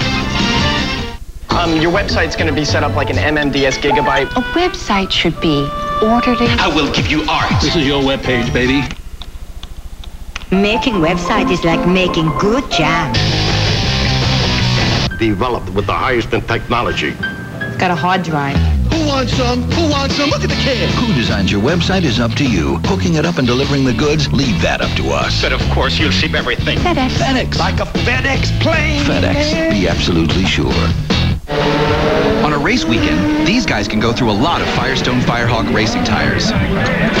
These guys can go through a whole lot of Firestone Firehawk racing tires.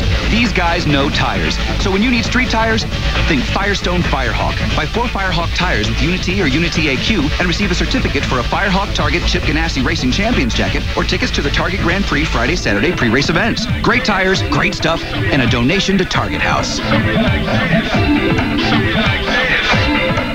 Let's go racing! It's a monster mini panorama weekend. See Mom and her Eric running torch hop and 6 double small watch take on 11 jobs at once. Dan watches she takes on I-75 with a red-lighted engine burner wheel turn and cruise to the cleaners. It's non-stop wheel-to-wheel piston packet power. She's gonna blow you away. Champion Platinum Power spark plugs make any car feel high performance. So if you want more power and longer life under your hood, choose the world's favorite spark plug, Champion. Indy winners demand great performance, but so do you.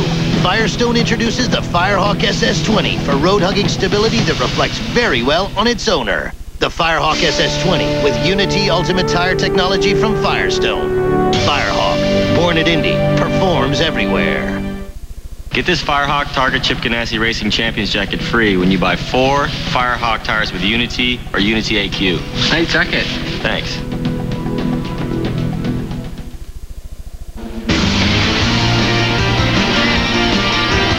Coverage of the kart Nazareth 225 on ESPN has been brought to you by Firestone, America's tire since 1900, and by FedEx, proud sponsor of the FedEx Championship Series. Well, still under the caution, nothing has changed. No one's been into the pits. They're just waiting for what is a rather lengthy cleanup. But now we do get a change. The field moving down onto the pit road, but that's because here they have a very innovative design. In fact, Rick Mears created this concept. Rick's still working as a driver consultant for Roger Penske. He has this extra road that you see lower right-hand corner of the screen that allows a slower car when warming up to use that area, but also in a situation like this where the incident is actually just off of the exit of turn 1, so they now can use this other roadway and stay completely away from the cleanup, and so the cleanup can go faster. A number of other tracks have replicated that since Rick Mears first thought it up. Jan Bigas?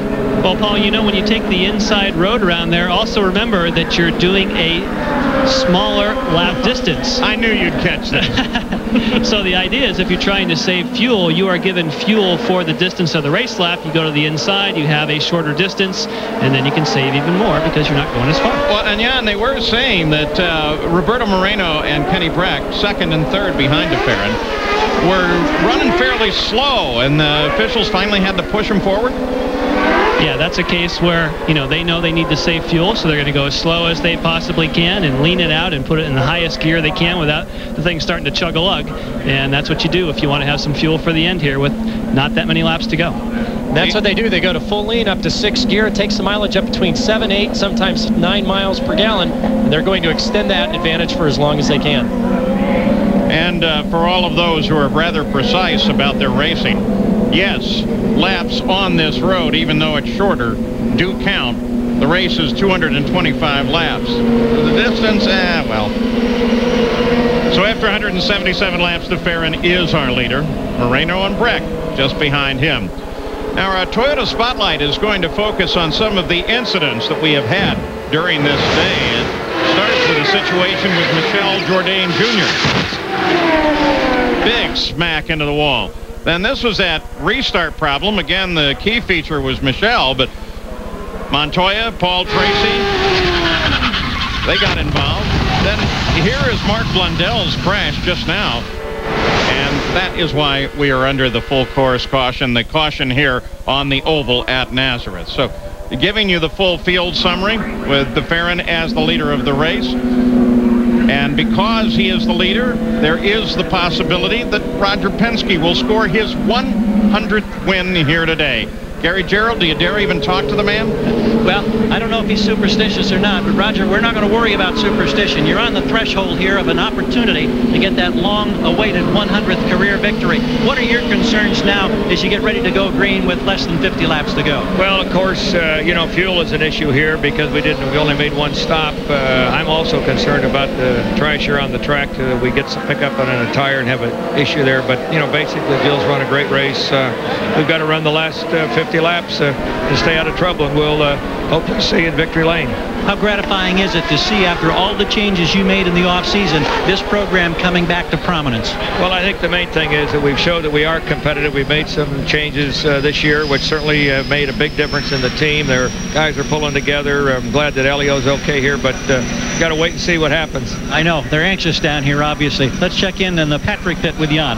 Yes, we've talked about Penske. We've talked about Patrick. Just like the days of old, two team owners battling.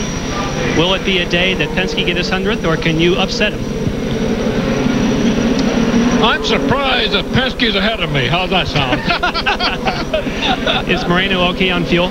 Yeah, we're fine, and I'm happy for Roger. I really am. I'm sad about what just happened to Helio, because Helio's a great race car driver and a former Indy Lights champion, as you well know. I really may see a good shootout here. All right, thank you, Pat. Thank you. In review, Helio Castroneves is okay. He went to the medical center for a checkup. We're still waiting for the official report from the CART officials on Mark Blundell, though he was talking and aiding his rescuers. They took him out of the car and put him on a backboard and have taken him over to the medical center as well. And we'll give you that update just as soon as CART gives it to us. We also hope we'll be going green here very shortly. What if your car knew you, anticipated your needs, and then reacted to meet them? What if it could help protect you in an accident with sensors that know where your seat's positioned and the severity of the crash, so the front airbags can react to you? What if it went even further? time to stop wondering what if. Introducing the new 2000 Ford Taurus with the advanced personal safety system.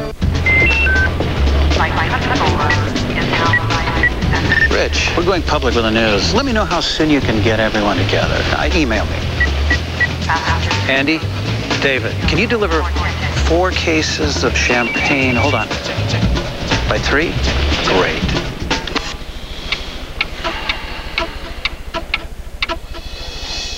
Introducing Nextel Online, the new wireless internet services from Nextel.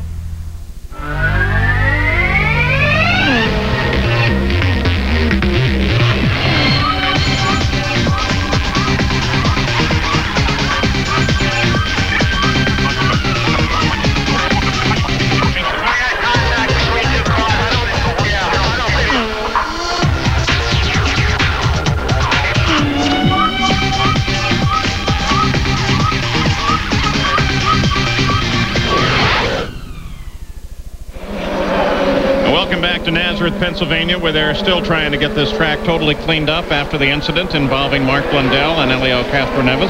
Just coming off of the first turn. 182 laps have been scored, 225 the scheduled distance. And barring another caution, we will take you to the finish. In fact, beyond the end of the race, commercial free now. We've been trying to set it up to be able to do that. Now, if there's another caution period, all bets are off, but we'll do the best we can. There are the standings.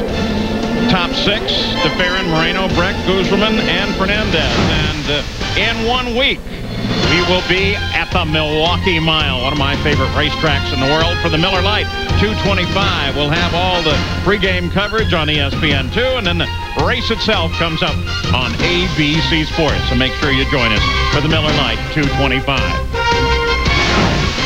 Well, here at Nazareth, what was trying to be a very tactical race, a very strategic race, has now turned out to be pretty much a good old-fashioned A-main as we're going to go to the end, because fuel is good on everybody. They're making fuel now under these caution periods.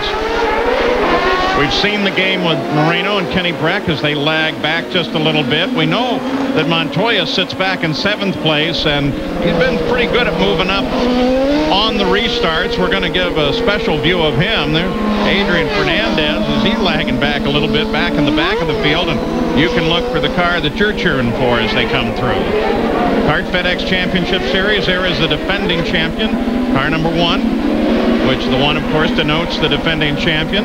And there is the leader as he comes through, Jill DeFerrin, followed by the rest of the field. Gary Gerald? Well, Jill DeFerrin is very concerned about the amount of debris that's still out on the racetrack, particularly up close to the wall. They've got the blowers and the brushes and all kinds of stuff out here, and that is being echoed by Roberto Moreno, who said the track is still too dirty, in his words, and the laps continue to tick by, and these drivers are very concerned because they want to be able to get the grip that they need when that thing goes green again.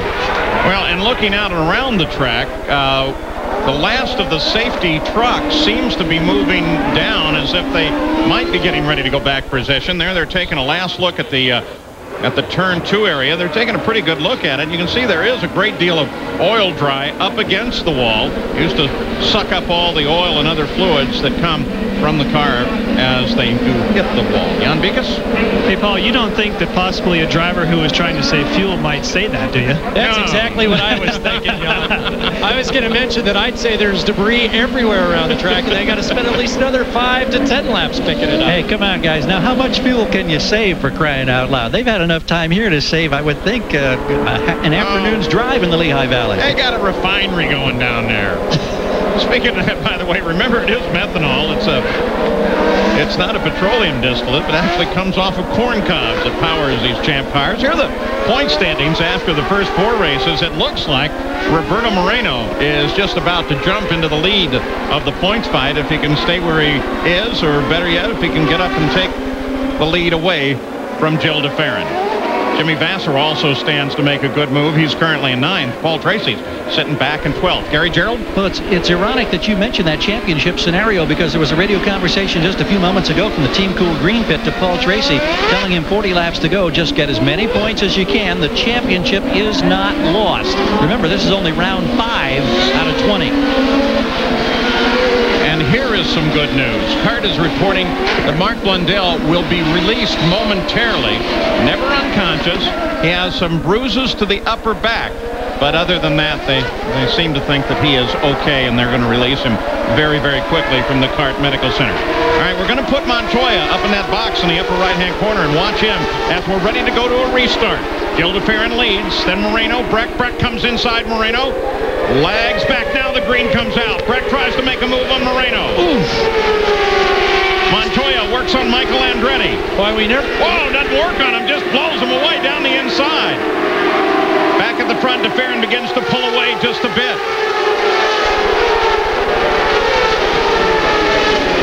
Goes right by Fernandez, no problem. And now he is up, beginning to challenge in that fight at the front. What a great set of moves for Montoya. On the first lap coming back, he's able to move up to 5th place. And he had a huge head of steam coming up behind Mauricio Gugelmin.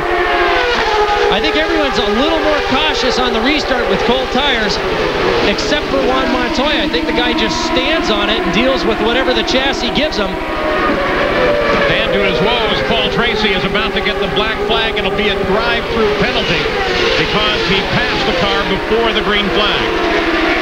Montoya is flying. DeFerrin has a little over half a second on second place Moreno. Front of the field is very tight. This is the fight for fourth, Gugelmin and Montoya. And you see that his advantage has been neutralized a little bit. Now that Mauricio's got temperature in his tires, he's been able to stay out in front of him. But those first few laps on that restart, Montoya is just that much closer to the edge and willing to take the risks that the other drivers in front of him weren't willing to take. Paul Tracy at this moment answers the flag for the drive-through penalty. That will drop him well down in the order.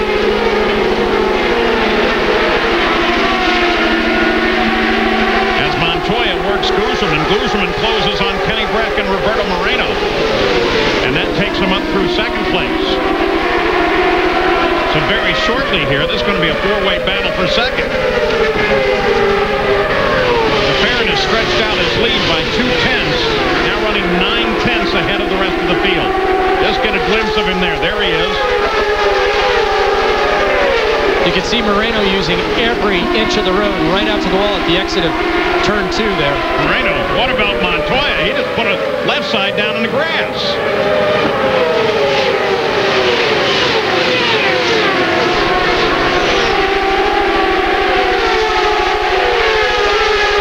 Mauricio Gugelmin having one of the best races he's had so far this year. Pac West struggling. Had his best qualifying at Motegi in last race in 7th. Here he is running in 4th. Doing a very respectable job. Watch Montoya here as they come into the corner. Gugelmin turns in. Now look at the left side of Montoya's car. Oh. There's a pretty good lip off the inside of the asphalt down onto that grass apron. You've got to be very careful of hooking the inside edge of the tires as you do that. DeFerrin runs alone 30 laps to the end of this run. But on this track, just a tick under a mile long, the laps just absolutely fly by.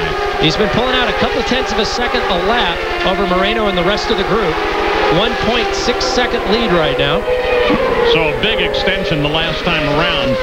He was 9/10 ahead the lap before. Now he's kind of maintained that interval at 1.6 ahead. Looking back now for Moreno, who is separated a bit from Breck. Gugelmin, in the meantime, is inching up on Kenny Breck, with Montoya still working him.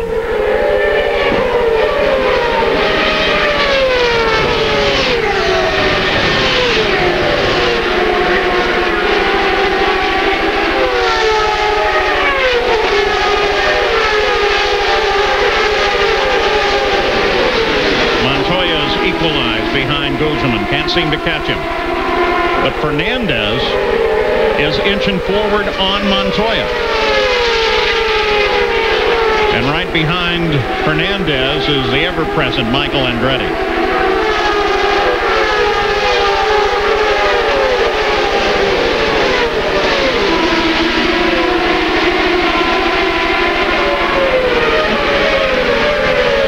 Everyone running now in the 21-second bracket range, about 160 miles an hour, with the exception of DeFerrin, who's down to 20.7. So clear 3 to 4 tenths quicker than anyone else. Now here comes Montoya. Takes a look again at Mauricio Gugelmin. Montoya is giving that car a ride. And at the front, DeFerrin's now 2.7 seconds ahead of Moreno and the rest of the pack. 25 laps to go now. Parker, in a race driver's mind, here is Montoya. And tomorrow's start as a rookie at the front of the Indianapolis 500.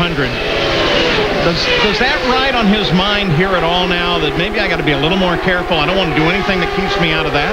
I don't think Montoya's ever been careful a day on a racetrack. No, I think for one, all he's thinking about is winning this race. That race will start the moment the checkered flag comes out here at Nazareth. Montoya has not had a great year. His best finish thus far this year has been 7th, where at this time last year he took over the points lead and went on to his first championship in his rookie year.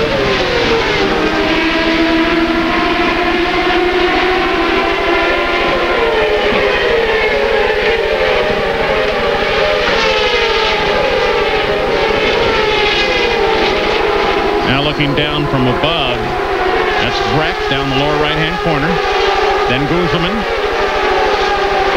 and then Montoya. This gives you a great view of the interval, how it's working.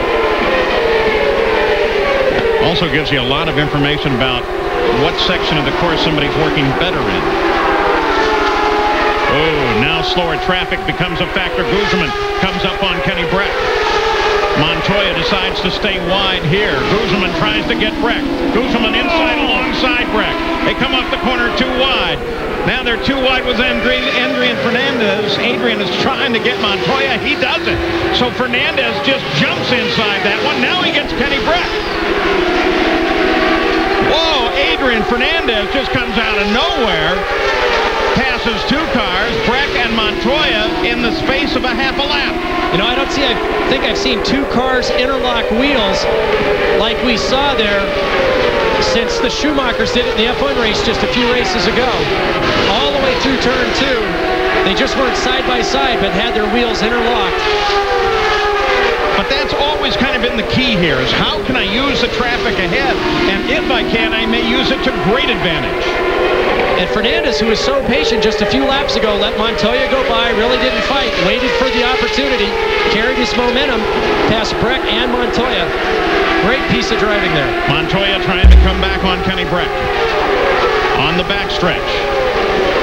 This is where Montoya set him up now. He's not really in a position there, but he is closing. I want to take you back to the maneuver that took Adrian Fernandez forward by 2 positions. Breck was trying to battle with Gugelmin on the inside. Montoya moved high. Now look at Adrian Fernandez. Past Montoya and then past Breck. Oh, that was a sweet move. We come back to live action. Nothing has changed. Montoya still works on Kenny Breck. Jill DeFerrin is still our leader. Roberto Moreno is a full 3 seconds back from the leader of the race. Moreno runs in 2nd place. There's Jill DeFerrin. 15 laps away from Roger Penske's 100th win. 14 to go. Garcia ahead of you. Garcia ahead of you. 14 to go. +5. +5. Nice and smooth. Rogers talking to DeFerrin.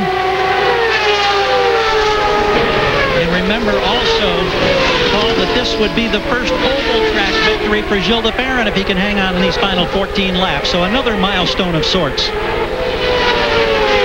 Make it the 59th oval track victory for the Penske organization.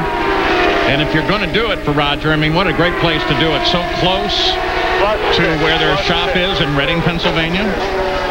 He's now got 5.9 seconds. So watch the battle between Moreno, Mauricio Gugelmin, and Adrian Fernandez. You know, if memory serves me correctly, Paul, this would be Mauricio's best finish since his win at Vancouver. Look at this. Is Guzman really working hard on Roberto Moreno? Gary, update on Moreno? Yeah, possible low-pressure tire situation for Moreno, and we saw Christian Fittipaldi pull off the pace in turn 1. I think he's headed for the pits with possibly a deflated tire. Christian Fittipaldi is, in fact, on the pit road. 214 laps complete. We're coming up on 10 to go now. As I was saying, Guzman's got him, and Moreno goes high, goes into the wall. Yellow comes out. So that was a prediction, really, from Gary Gerald. They knew there was something wrong with this tire. Really, whoa. The tire comes bouncing past. Roberto Moreno appears to be okay. This man who has completed every lap this year to this point, and who is so consistent and so good and seldom makes a mistake. And now you have to consider that this problem is probably a result of that tire that they were worried about. Look how terribly angry Roberto Moreno is with this whole situation.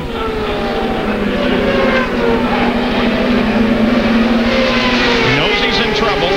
You know, Paul, he was just wide up in the gray as Mauricio went down the inside of him there going into the kink, and I don't know. I mean, we don't know if there was a deflating tire. We'd have to see the tire pressure telemetry data. But it looked like he got up in the gray and the car just walked itself up into the fence. But the way it got up there certainly would support the possibility of a deflating tire. But it could be. And there's the other tire. All right, Roberto Moreno will walk back to the car. I said we'd stay commercial free if we stayed green. We haven't.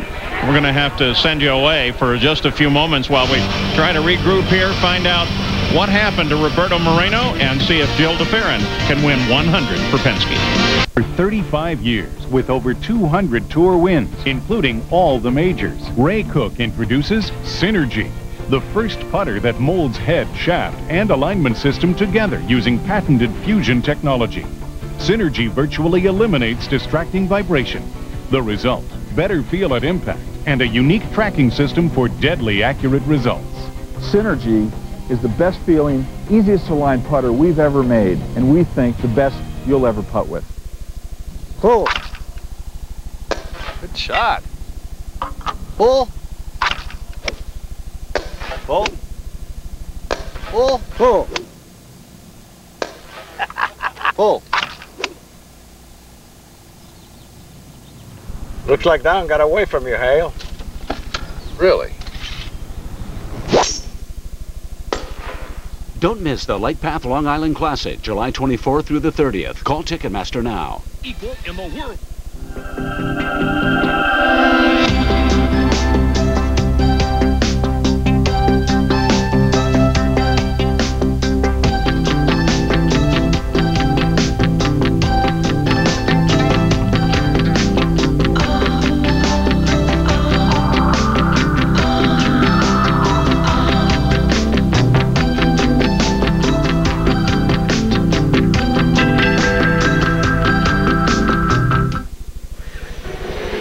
Back at Nazareth, our Toyota Spotlight looks at the tremendous career of Roger Penske, looking at a potential 100th win. You consider his 10 wins at the Indianapolis Motor Speedway with drivers like Donahue and Mears and Fittipaldi. Bobby Unser was there, so was Al. And Rick Mears finally retires to become a driver coach. But Roger Penske, with so many terrific memories, will he add to them today and score 100? 217 laps are complete. At Gateway in 1997, Paul Tracy scored the 99th win. They wait now to see if this is going to be 100. And there hasn't been a team that has undergone such changes as Roger Penske's team. New chassis, new engines, new tires, all new drivers. And look at the success they've had so far this year. Tremendous qualifying and race results. Not like the dominance of 1994, certainly, but this series has changed and is so competitive that they have gone from struggling the last few years to now being once again one of the dominant forces in kart racing. A lot of Penske detractors, but I'll tell you something. I've always seen him as a class act. He throws the money at it, but he knows how to win, and he can win graciously. Well, Roberto Moreno's car, Pat Patrick's car, off of the racetrack now. hoping that they're going to get green. This is Cristiano D'Amata's view as Moreno went wide to the right and took the wall and took it very hard. Jan Bigas? Yes, and thankfully Roberto is okay. We heard some radio reports about a tire going down. Did that have something to do with this? Well, we're trying to hang on there. It was only 12 laps to go, so tire was going down slowly, so it was okay. But I came out of turn 3 slower than normal. Mauricio got underneath of me, and he went for it, so he took me off the line, and then there's nothing else I could do. It was very dusty out there, and him being very pointy into it. When I backed off, it was nothing I can do, basically. I guess it had to come to an end. I'll know I'll finish, always finishing races. But I'm very, very pleased with the Vision Patrick team today. We did up to then, we had a great job done, good pit stops, good strategy. Unfortunately, a flat tire started to go down, so we had to try to gamble a little bit. Otherwise, we would finish at the back of the grid anyhow. Well, like they say, unfortunately, it's not over till it's over. Glad you're okay. Yes, indeed. So Moreno's perfect record of laps this year ends here. Paul Tracy, who is still on the course, may become or will become, assuming he gets to the end of this race, the only driver to complete every lap race this season. And fortunately, he moves back up. He's in 10th place right now, and that's going to help him tremendously in the point standing. Jimmy Vasser, though, is 7th place, and that will help Jimmy in points as well. We'll calculate that all out for you. So now, within the final 5 laps of the end of the race, but they have the course cleared, and we should be able to see green fairly quickly. They're rushing back to get on station. A couple replays for you.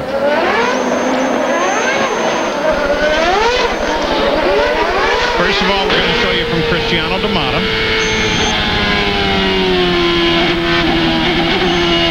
And then we have a view from Jimmy Vasser. Same incident. He gets there a little bit later. By that time, Moreno all the way down on the inside. You could see D'Amata, as soon as he lifted, how the back of the car started to move around. In fact, that's what we had seen earlier with Jimmy Vasser when he got pinched off, had to lift, and had that oversteer tank slapping situation happen. We want to really keep our eye on Juan Montoya on this restart, because remember, he's taken such great advantage of other drivers on this restart. Watch for his moves now on Bracken Fernandez. Another thing to remember, there are 2 cars that are not on the lead lap separating De Ferran from Mauricio Guzman. So Guzman will have to move quickly. Hopefully the crews have talked to those 2 cars ahead of him and convince them to move out of the way when we go green. We'll see. They're ready to go green flag racing again. Green flag comes out. Final lap. So the car Nazareth 225. Oh, they're all bottled up as they're trying to get around the slower cars. Guzman stays in contact. Frick gets caught back in the field. Fernandez caught as well. Montoya is right there. That was just a matter of which way do you go. Kenny chose correctly. Now Montoya's bottled up behind Fernandez and Tarso Marquez. They both get by. Michael Andretti all over the back of that group. The battle is for the lead. Mauricio Guzman working on Gil De Ferran. As I started to say earlier, this would be Mauricio's best finish since Vancouver of 1997, and he's looking extremely strong. De Ferran inches away, 2 laps to go. Guzman trying to catch him. Breck finally clear of traffic in 3rd place. +0.5, last lap. A little under a mile to go.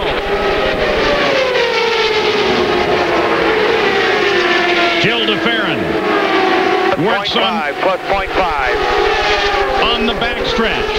100 coming from Roger Penske. Guzman can't make this last run. Good job, Gil.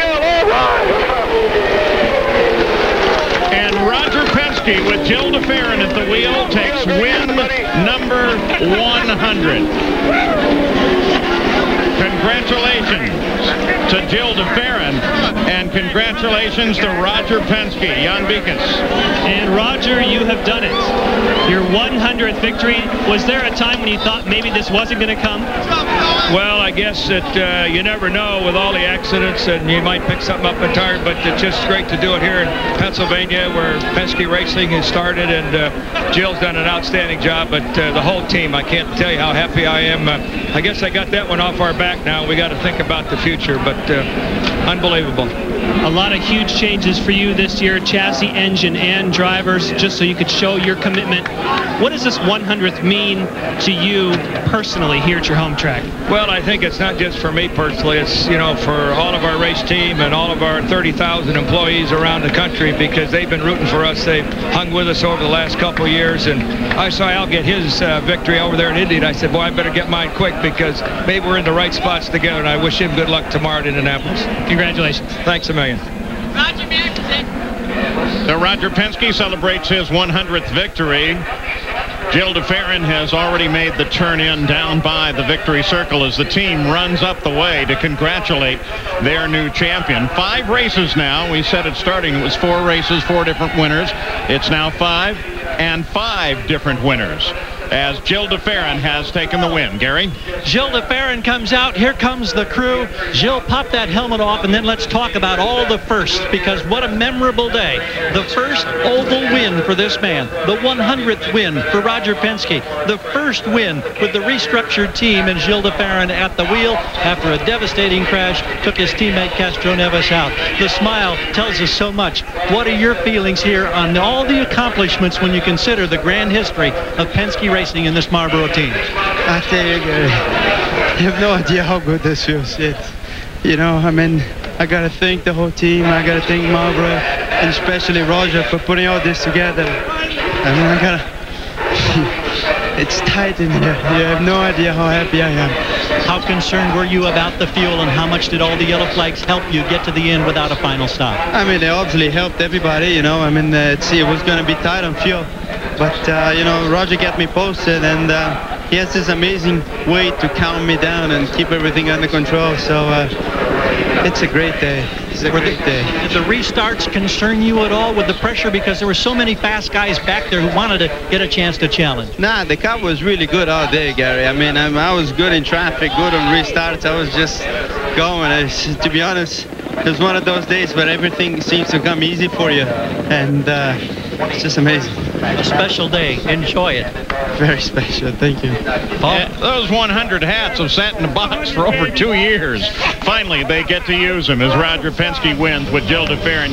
You saw Matt Johnson. He came in and gave Jill a giant hug, the crew chief, for that car. So it's DeFerrin, Gujram, and Breck. We'll give you the order, the rundown. Kenny Breck finally gets onto the podium. Montoya finishes up in 4th. That's his best finish of the year. And Chip Ganassi congratulates Roger. They're the unofficial results at the end of the run here at Nazareth. Our final Toyota Spotlight goes back to take a look at the action here today that resulted in DeFerrin's win and Roger Penske's 100. It was an interesting day at Nazareth. And of course, in just a week, we'll see you at the Milwaukee Mile as the Kart FedEx Series continues. Coming up next, Legends of the Brickyard, the year 1982. And the best wishes to Juan Montoya and Jimmy Vasser as they head to Indy. This has been a presentation of ESPN Worldwide Leader in Sports. For more, log on to ESPN.com.